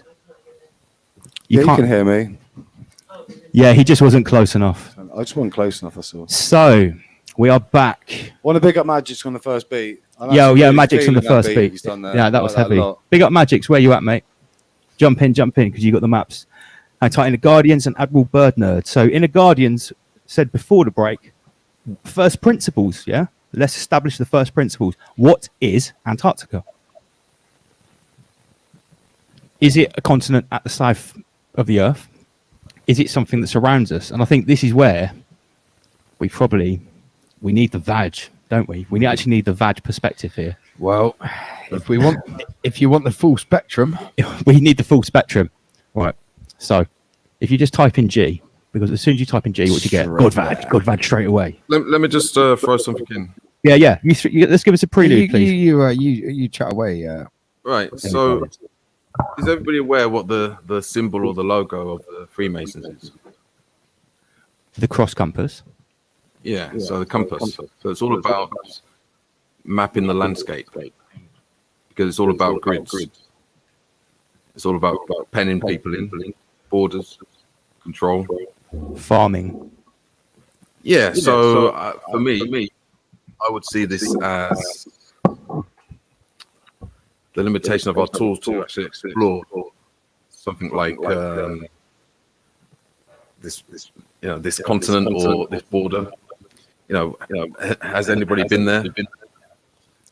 I've never thought about this before. Well, we go to the moon, and yet they say it's too difficult to actually do any exploration in Antarctica. Very good point. Yeah, look at the investment that's going to the moon. Why do you think that would be? Why would they invest so far in getting off planet when we haven't even explored what's apparently a whole landmass at the bottom of our planet? Well, it's because they're trying to build a landscape, one that's like where we captured. There's nowhere else to go. I don't think it's coincidental that what's taking place right now leads straight after all of the so-called Earth or the plane or the realm Yeah. or the globe has been explored. There's no land that we don't really know about. So now would be the great time to do what they're doing, because there's no escape. Which is why I live off grid. I explore off grid thinking and mentality. So it's all connected to this, the grid. Yeah, Control. well, at the end of the day, what is the square and compass? That is what's used to map the world. Yeah, because they're aimed horizontally. That's all. The only way they can expand is by moving horizontally and then controlling whatever they can capture. Now, if there is land, which there possibly is, if we knew about it in the public domain, what would happen? We'd all try and get there. Yeah, people would try and go there. Yeah, and right with what's happening right now, there is literally nowhere to go. I mean, can we name the countries where it would be useful to go at this moment in time? To escape the Soviet Union is what you're saying, yeah? Well, I mean, straight off the bat, I would say I know that for a fact that Cambodia at the moment has zero COVID reporting, probably because it's such a broken country already. They just haven't bothered to push it there. It's in control of trying that happen. The next on my list would probably be Russia. Yeah. Madagascar. Yeah, Madagascar would be nice. Yeah, Madagascar. Yeah, that'd be nice, I reckon. If they haven't already assassinated that Andy Jolini, the president of Madagascar. Yeah, but if you factor in how many countries there are, there's not many. There's literally it's not. It's a handful. Yeah, literally a handful. So this would be the perfect opportunity. Whereas if they tried to pull off anything like this, I don't know, 300 years ago, people would try and scatter. I mean, isn't that the origins of America? Exactly. Yeah, people fleeing the sort of the aristocracy, the imperialism, the royally run hierarchy of Europe to start again and be free. That's what America was supposed to be about, wasn't it? Yeah, the land of the free. And that's why they got so much trouble now, because there's a land grab again. No, Bruce Townsley here has just said that New Zealand is a good place to escape to. With all due respect, Bruce, I disagree, because although New Zealand keeps reporting they're COVID free, what happens when they have a couple of cases? They've got that nutter Durnbird, and she just locks everything down. She says, you're going to the quarantine camp. It's like... Can anybody fly there at the moment or leave there? I'm not sure. Can anyone comment on that? Any NZ crew? I know we've got international viewers. I know we've got a big following in Germany. We've got people from down under and New Zealand. Anyone that's tuned in from Australia and New Zealand, please let us know. Can you fly in and out of New Zealand at the moment? Because they went back into lockdown, though. Yeah, well, I heard today. I know they're all shouting about, this is how you deal with a pandemic. Yeah, and they had one case, and they went hardcore lockdown. You're going to the internment camp if you don't have a vaccine. Yeah, and then they've all been locked down again, I think. Yeah, well, so much for COVID-free New Zealand. I've heard people, and we're not sure about that. That's just what I heard. Yeah, and Bruce, I'm not picking on you, mate. I've heard a lot of other people make this argument. I've got to get to New Zealand. I mean, yeah, New Zealand might have low levels of apparent deaths, and it's spaced out. But their government is hardcore Coviets.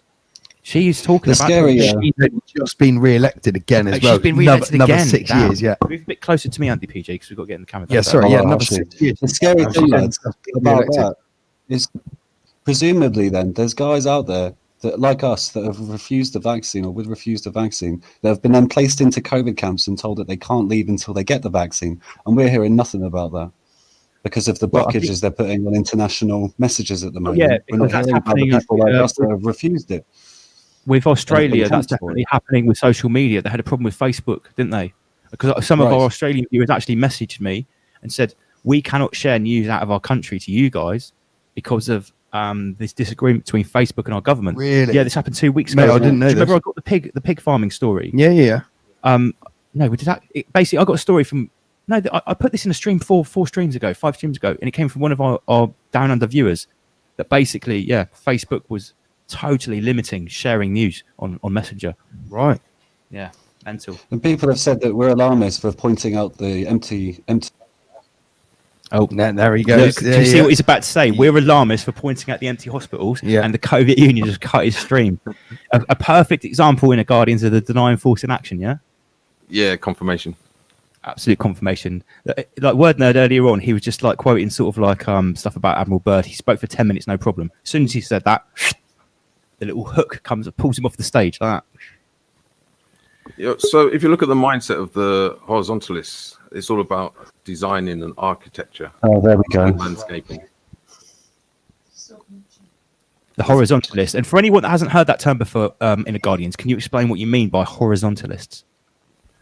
Well, it's a mindset, and it's due to lack of essence or soul, where in order to increase or expand, you have to be aimed horizontally, whereas people with essence or soul or higher bodies, they ascend vertically, so they're aimed vertically. So when they assess using the trivium, the solution is always to ascend, whereas the horizontalists will always be to move outwards in a linear fashion.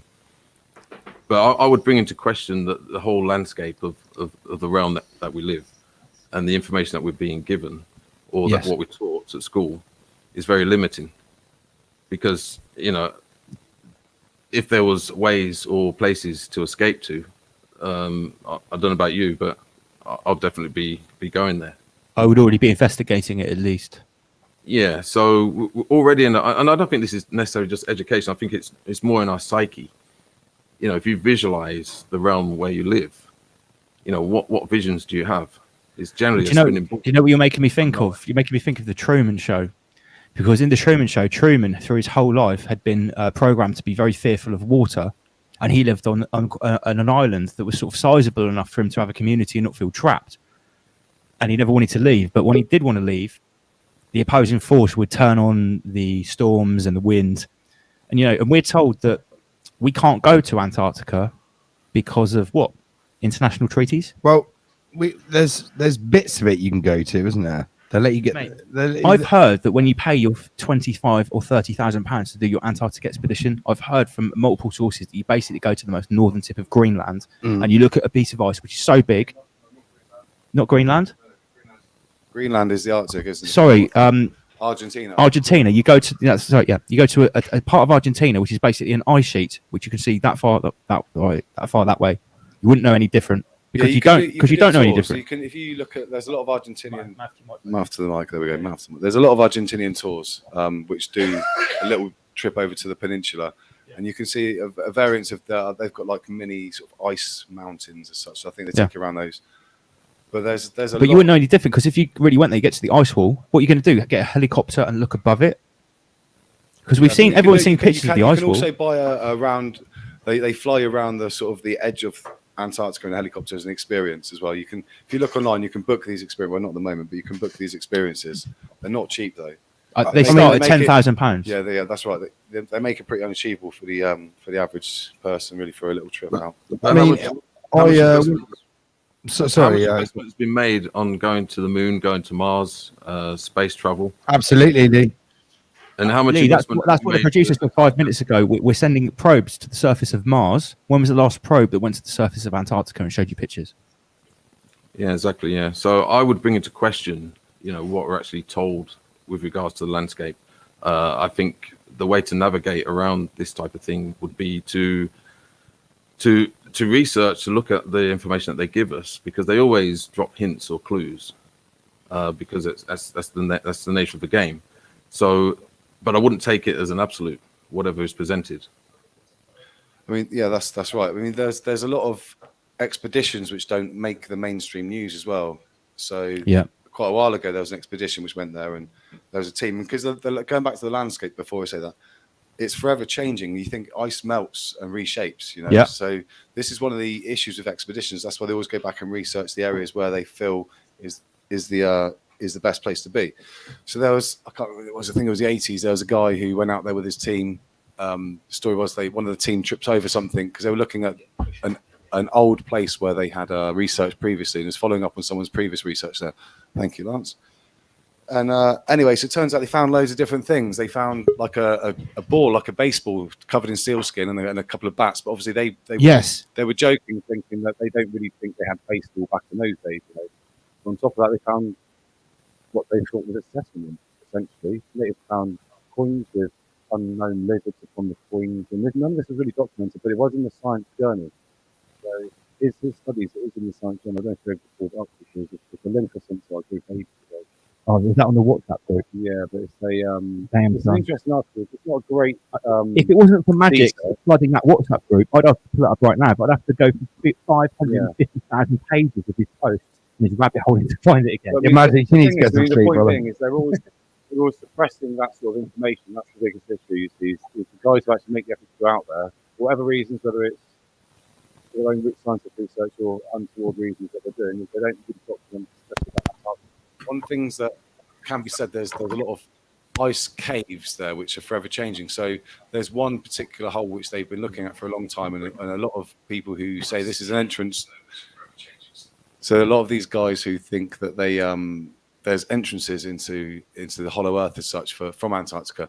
One of the explanations for those holes could be the fact that ice melts, and if you have a pocket of air, which they found several pockets of air in lots of different studies of Antarctica. Like geothermal vents. Well, not necessarily, just where maybe the ice has had a pocket of air in there, and it's heated up as it's gotten to as the ice has changed and moved and melted, that maybe the sun's created warmth inside that bubble. I'm not too entirely sure. You need to turn your mic up, Andy. However, I'll just speak into the mic. So basically, what they're saying is that these holes are forever changing because they're melting, and they've got photographs every few weeks from one particular hole, which was very interesting for the guys thinking there's a hollow earth, and that shows that it's actually melting, and it's not an entrance. And then when they send their little drone inside there, it's actually just a hollow cave. So what we're actually getting at is that the melting of Antarctica could actually be coming from within, Possibly, rather because than without. the other thing they've also found is evidence of civilizations dating a very long time ago, up to 40 million years is what they're saying on there. Because 40 million years? Yes,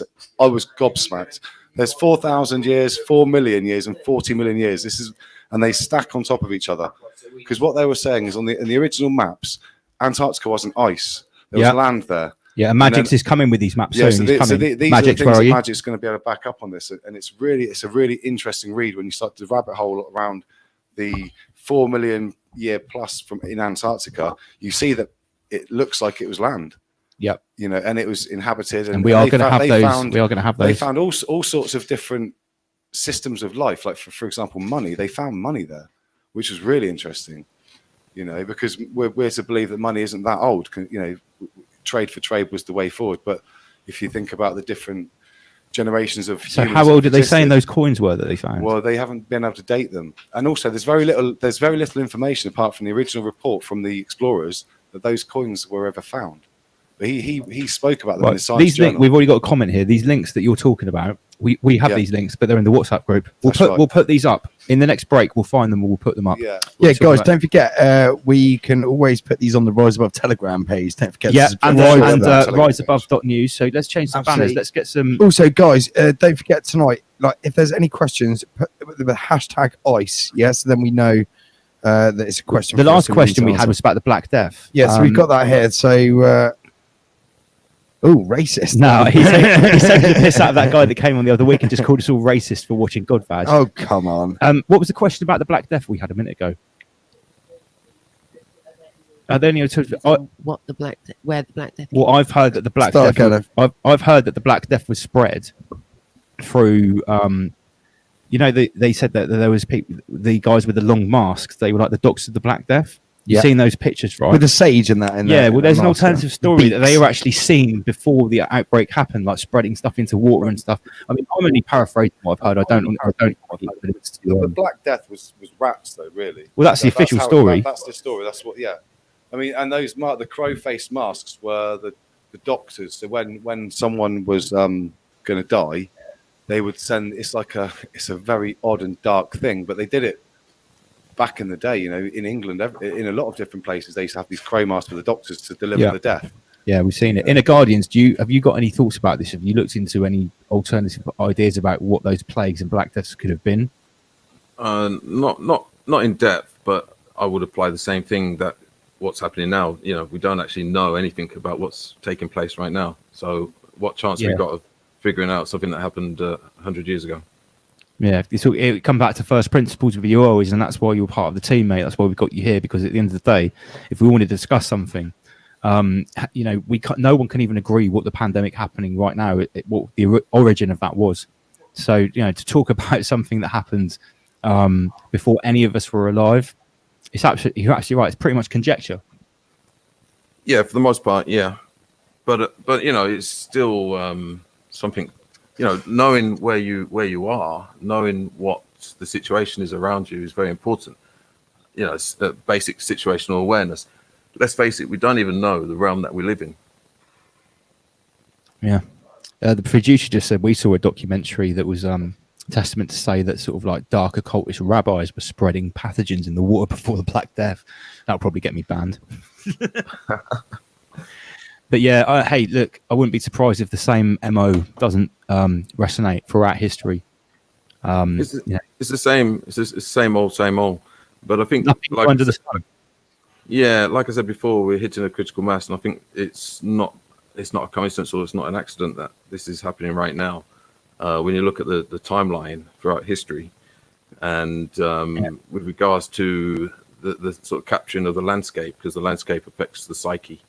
So most of the stuff that we can research or look into, we'll actually find how it's affected the psyche and the way we think, because we tend to think that there's nowhere else to go. So it comes back to as within, so without. They're actually affecting our psyche by altering our perception of what the outward world is. Exactly. Yes. Wow. I think that's a great introduction for what we were going to play next, because we're talking about like first principles. What is Antarctica? We've only been told by an infrastructure of dark occultist, anti-humanistic, pathological, lying, genocidal maniacs. An indoctrination education system. Yeah, that's the people that told us what Antarctica is. So, oh, you just pulled the earphones out. Don't worry about that, you mate. Bumberhole. Oh no, the camera's gone.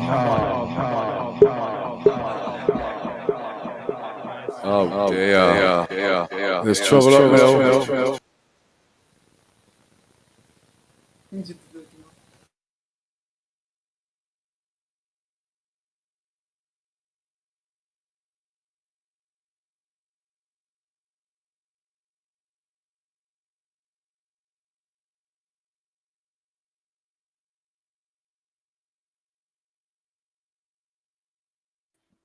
And there we The go. denying. Oh no. Shit. Hear me now. Now there we go. That's good. Real good. Real good. No, we've got echo.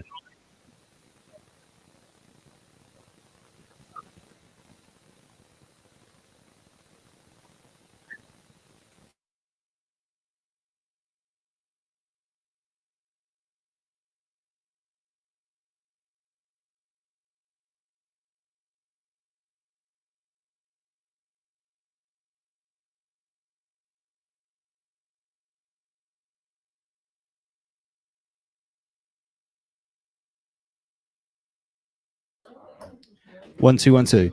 Oh my god. I apologize, everyone.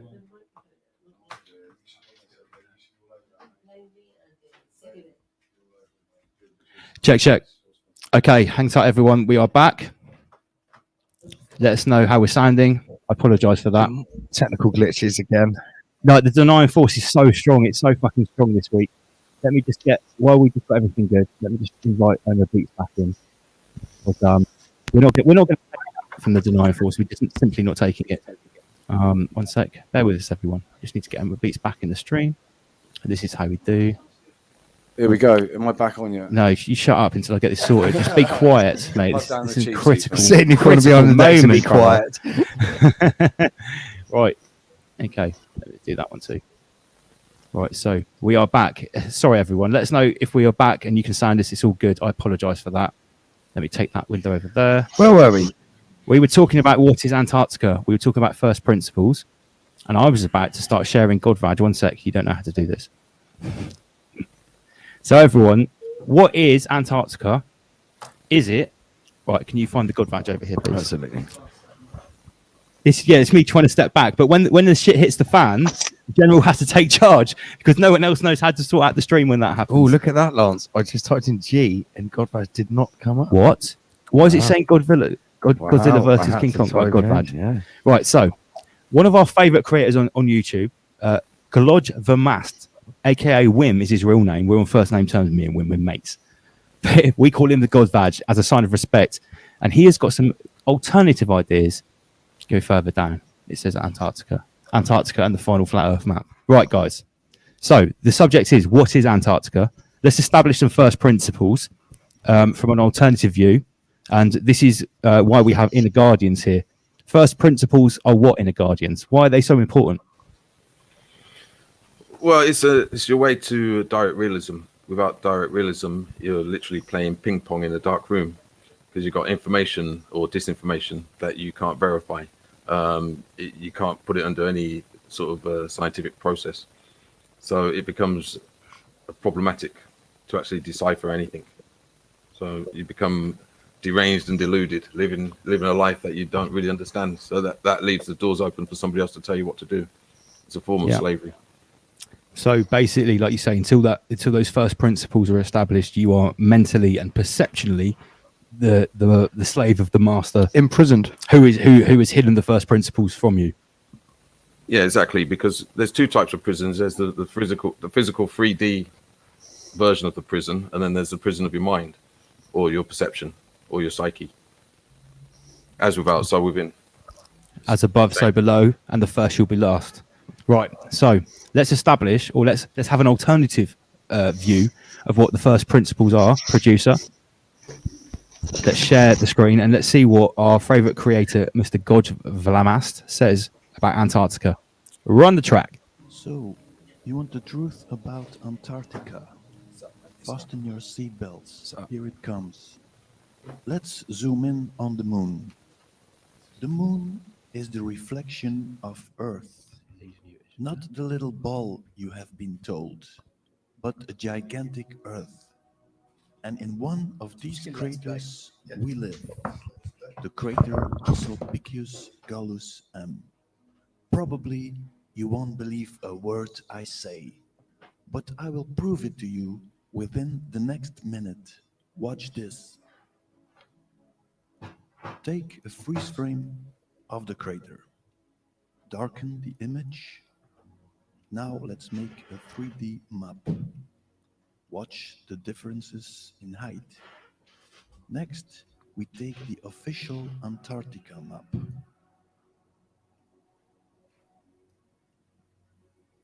Flip horizontally, rotate a bit, skew it a bit, put it on top of the 3D map. Well, for me, that's a match. But for you unbelievers, let's watch it in detail.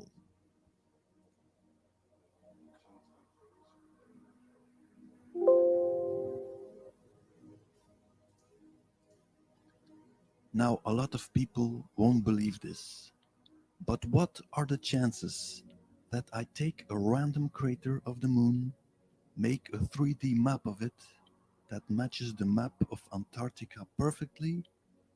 The chances are 0, except when you know what you're doing. If you want to know how I got there, I explained it in my previous videos.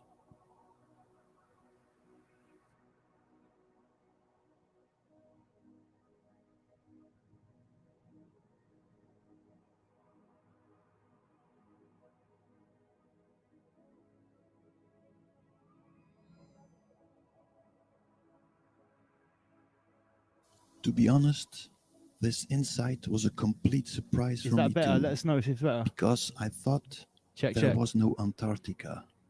So both theories are true. You have the ice wall of the flat Earth, within the middle the... Guys, 1212, we apologise. We're trying to pump up the vacuum inside the room. It's an issue with our internal levels.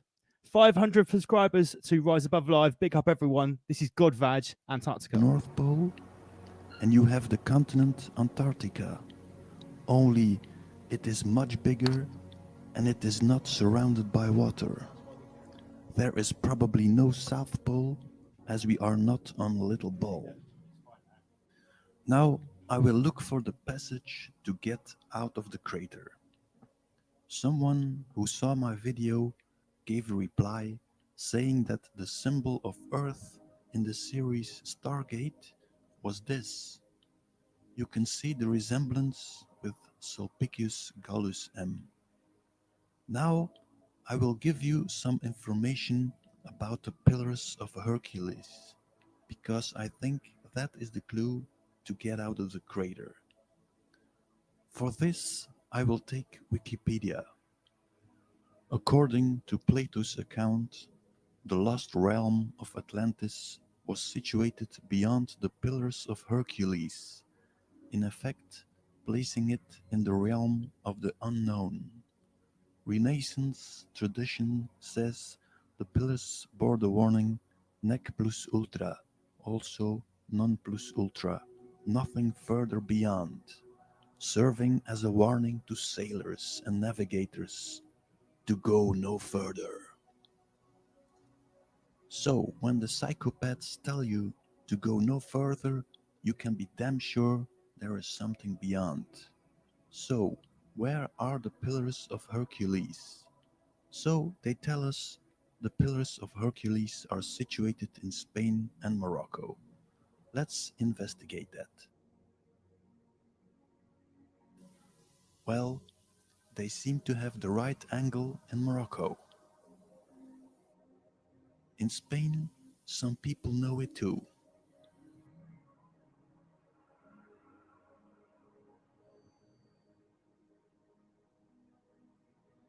The Pillars of Hercules remind me of the favorite subject of the Freemasons, the Pillars of Jachin and Boaz.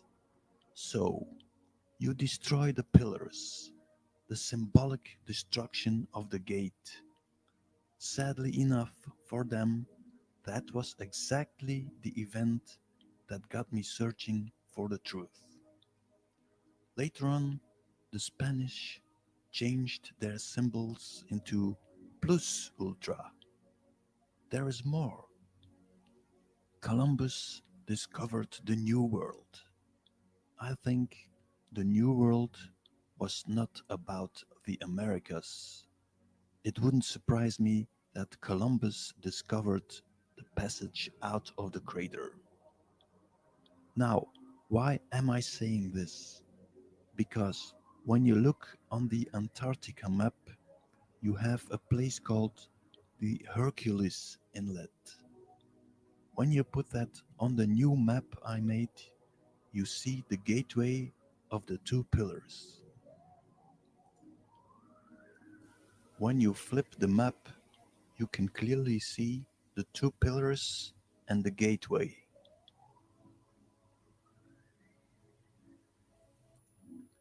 Another way to get out would simply be walking all the way out of Antarctica into the New World.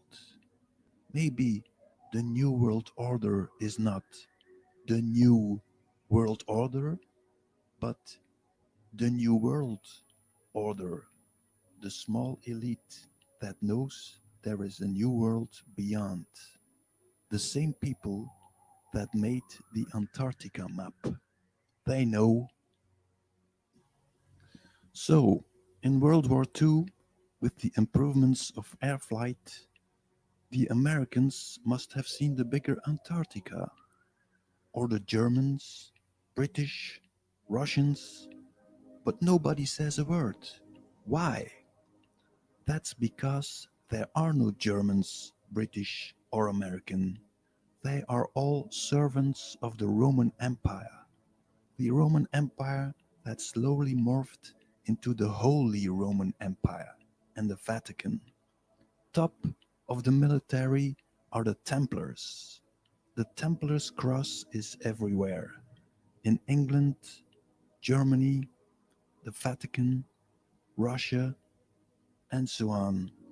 All the elites are members of the Templars.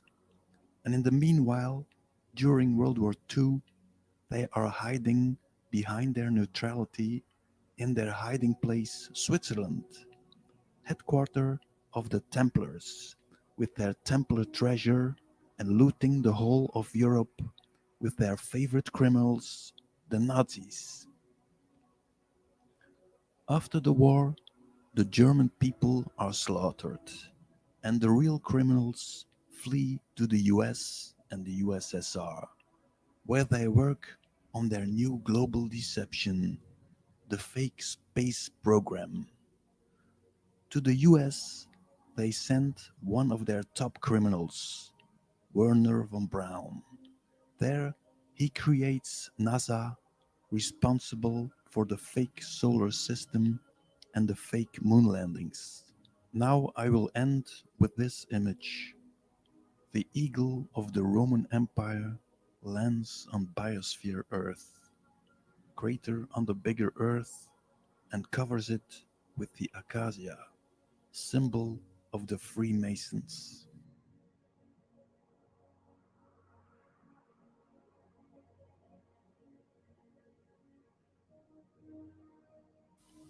In the back, you see the little ball Earth, the fake replacement of the real Earth. You also see the number 11, the two pillars. They are manipulating our subconscious. There is a word for this whole story, and sooner or later, these people will get what they deserve. Thanks for watching.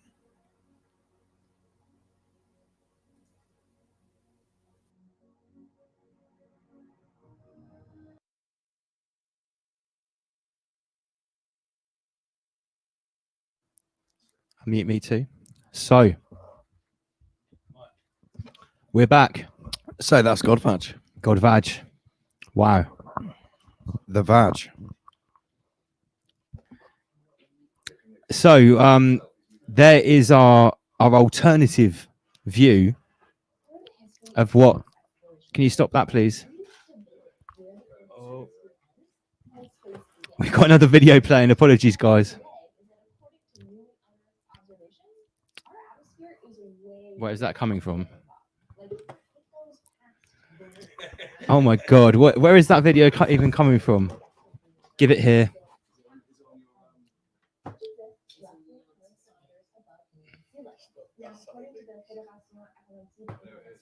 Right, we don't know what that video was. Apologies, guys. So everyone wanted the Vag-tastic view of what it was. That's what Vag says. We have our other team members. Let's assemble the Rise Above team. Inner Guardians. Magic. Word Nerd. Welcome to the stream, Magic. Hello. Everyone hear us? Yes. Evening, everyone.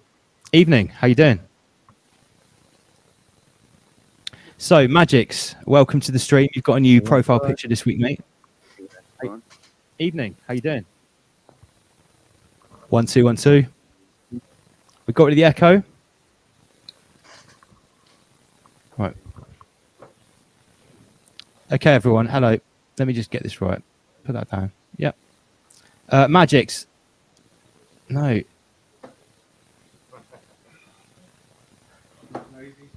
Right, Magix has muted himself. Right, okay, guys. So that's what Godvag thinks Antarctica is. He thinks that Antarctica is actually half of our frozen crater realm. We had a few comments in the comments section. We're not still muted, are we? Please tell me we're not still muted.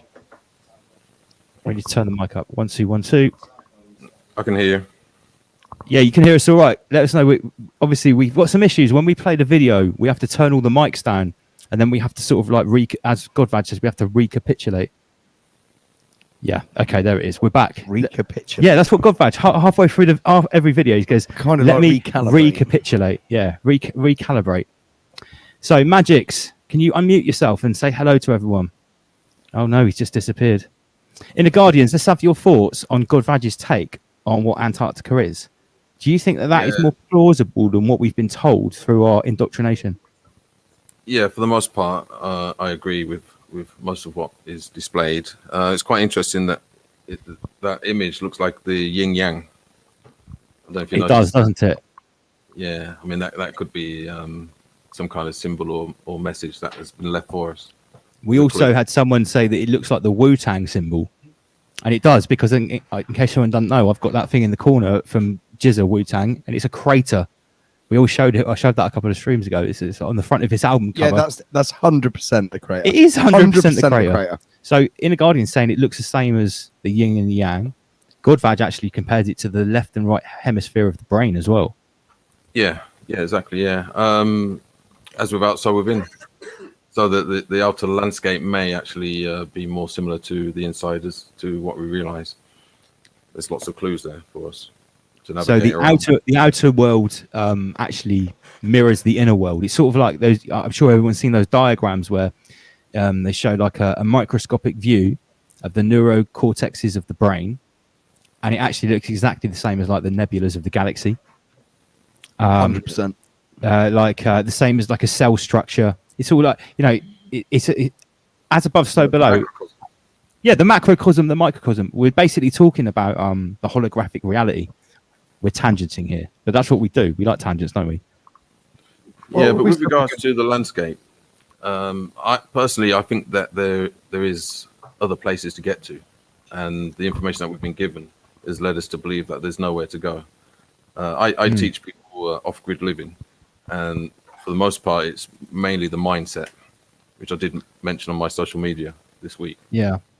I've seen, mate, you've been a lot more active on the social media with your posts, and I always try and share them since you've come on. And I know we've energized you a little bit, haven't we, since you've come on here? Yeah, that's what it's about. With, like you say, right, the synergy of Gnosis, Rastafari. Yes, absolutely. At the end of the day, you say that the denying force is not something that is beating us down. It's something that can actually energize us. And anyone that's been following me on Facebook knows that halfway through last week, when I saw things really starting to happen, you'd have noticed I made about roughly 50 Facebook posts a day. Did you notice in the Guardians I was heavily commenting on the some of the 33 events that were going on in the news last week? Yeah, well, it acts like a motivator. It is. Yeah, we see the reality. The net or the grid is closing in. And it's literally forcing, even for those that are not particularly interested, it's even forcing them to question things. I would say it's questioning force. So the denying force can actually also be the questioning force. Yeah. A catalyst, some would say, a catalyst for change, a catalyst for positive progression. Sorry for checking my phone. Clara's just said she sent me some money. Yeah. Okay, Clara, thank you very much. I've got your money now. 2 T-shirts are going out in the post on Monday. 1 black and 1 khaki, if I remember rightly. Remember, Rise Above T-shirts, everyone. Oh, yeah, shit. Inner Guardians, Lee, I haven't sent you a T-shirt yet. I'm going to assume you're extra large. No, about a large. Large? Are you sure, mate? This is an extra large. No, go for large. You sure? Have you been working out recently? Because they're fitted. Listen, if you're in shape, a large will look dope. I'm seriously out of shape at the moment, so I'm normally an extra medium, believe it or not. But right now, I'm rocking an extra large. Rise Above has destroyed my my physique. I'm working on hard living, so I'm trying to get used to not eating much. Okay. Oh, what, you're training yourself for the coming food pandemic, as Lord Schwab puts it? Potentially, yes. We got a question on the screen. Also, hiking across the Antarctic. You reckon you could do it? Do you know who one man? We might have to. Do you know one man that has apparently? Please, Jamie, this as I speak. There's one man that has apparently traversed the Antarctic on homemade skis, and his surname is Rothschild. Copy it. So we know that Antarctic. Back to the subject in hand. Antarctic has, as you leave Argentina and you follow the yellow brick road. Oh shit! That's another Godvad video. That's a different Godvad video about Antarctic. We'll play that in a minute. When you leave Argentina, there's a little archipelago that goes around. You come to the start of Antarctica, and you get to Rothschild Island.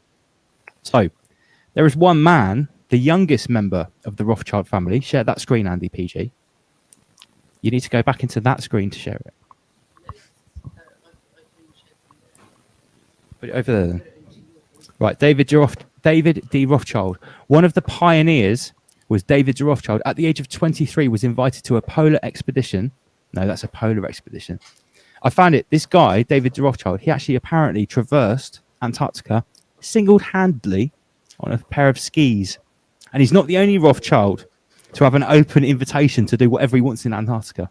Because obviously peasants like us, we can't go there. In the Guardians, you can't go there. I can't go there. These guys, they can do whatever Did they members like. of the royal family go there? Or do we know about that? Oh, that's a whole other subject which we're going to come on to. Because what was it, in 2016 or 17, there was a massive expedition of delegates from all over the world. Bradley Golden, what's he saying? I mean, the Pope went there. Double LMC, if you can't afford to send me a free T-shirt yet due to your court fees. Oh, bollocks! I promised Bradley a free T-shirt.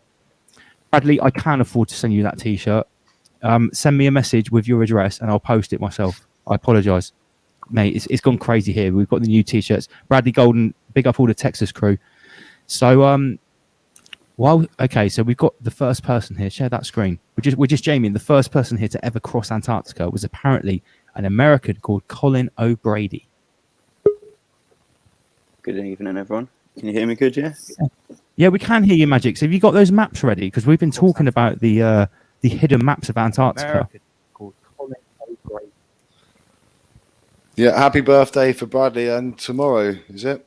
Oh, tomorrow. Massive happy birthday to Bradley. Hang tight with the Texas crew. Hang tight everyone watching from the USA, outside of the United Kingdom and the Soviet Union, wherever you are.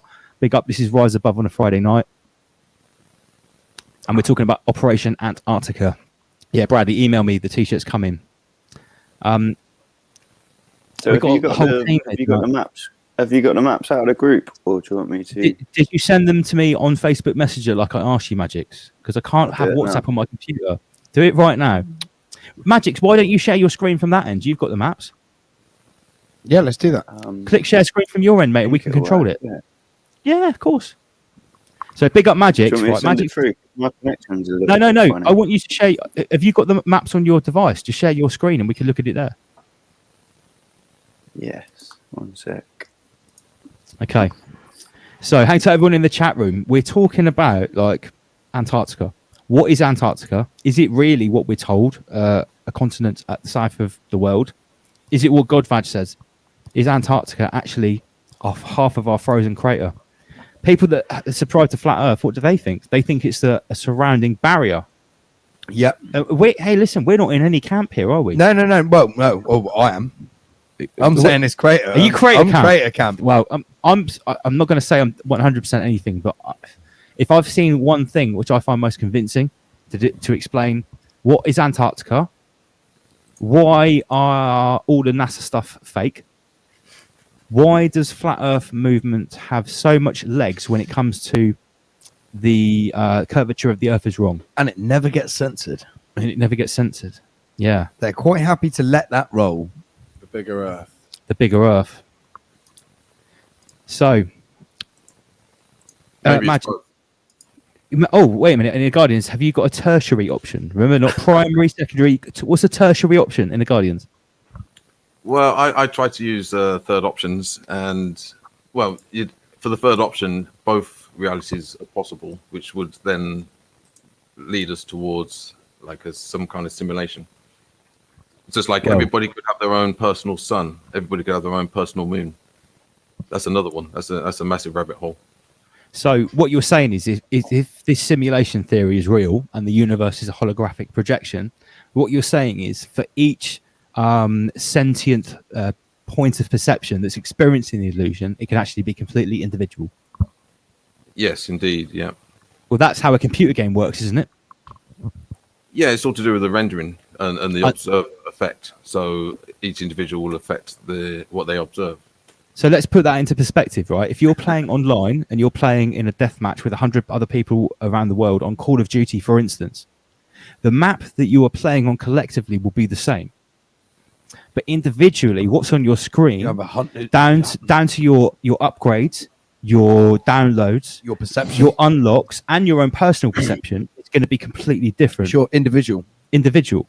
Is that a good analogy, do you think, in the Guardians? Yeah, well, here's one for you. Right. With all the research, that we do, have you noticed that there's always evidence to support every theory?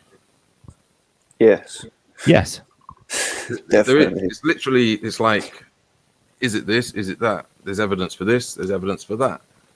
It's there's nothing that exists where it's like 100% absolute in this Yes. realm. It's almost like this realm is designed for kind of, I don't know, multiplayers or multiplayer deathmatch.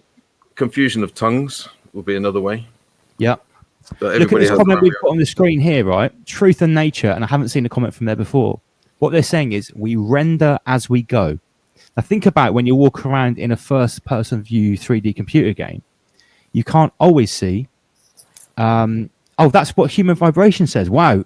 By the way, everyone, remember Human Vibration? She's coming on the show next week. Human Vibration is back next Friday, and we're going to be talking about what is Awesome. space. Awesome. And in the Guardians, I can't wait for you to have a chance to sort of have a discourse with Human Vibration, because I put her right up there with you, mate. She is deep. I don't know if you saw that episode. She looking at the synthetic reality. She's a sort of a specialist in that. Yeah. So, render as we go. This is what I always said. Michael.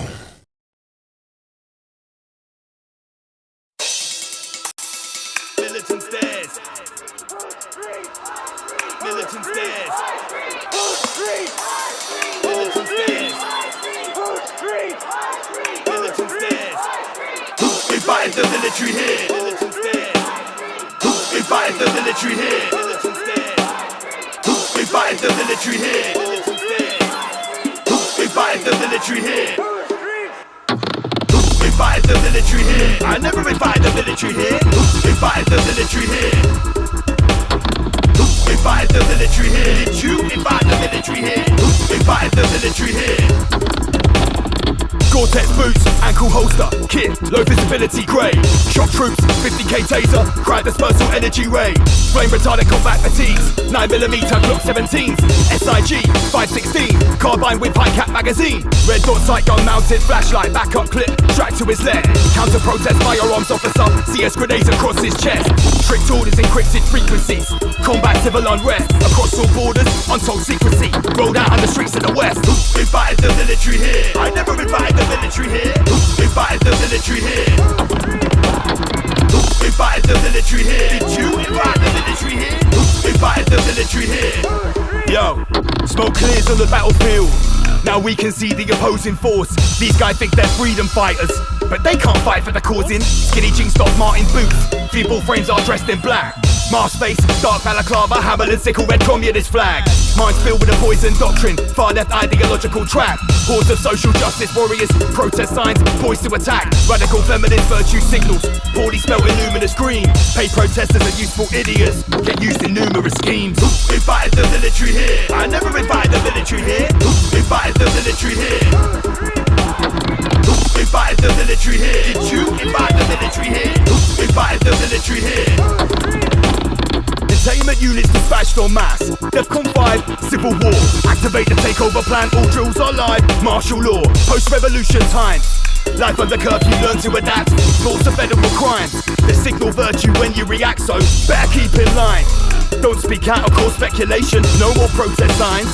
Adjustment camps for re-education for non-conformist minds who dare to rebel or question the state. That's OSF design. Front revolution and crush the debate.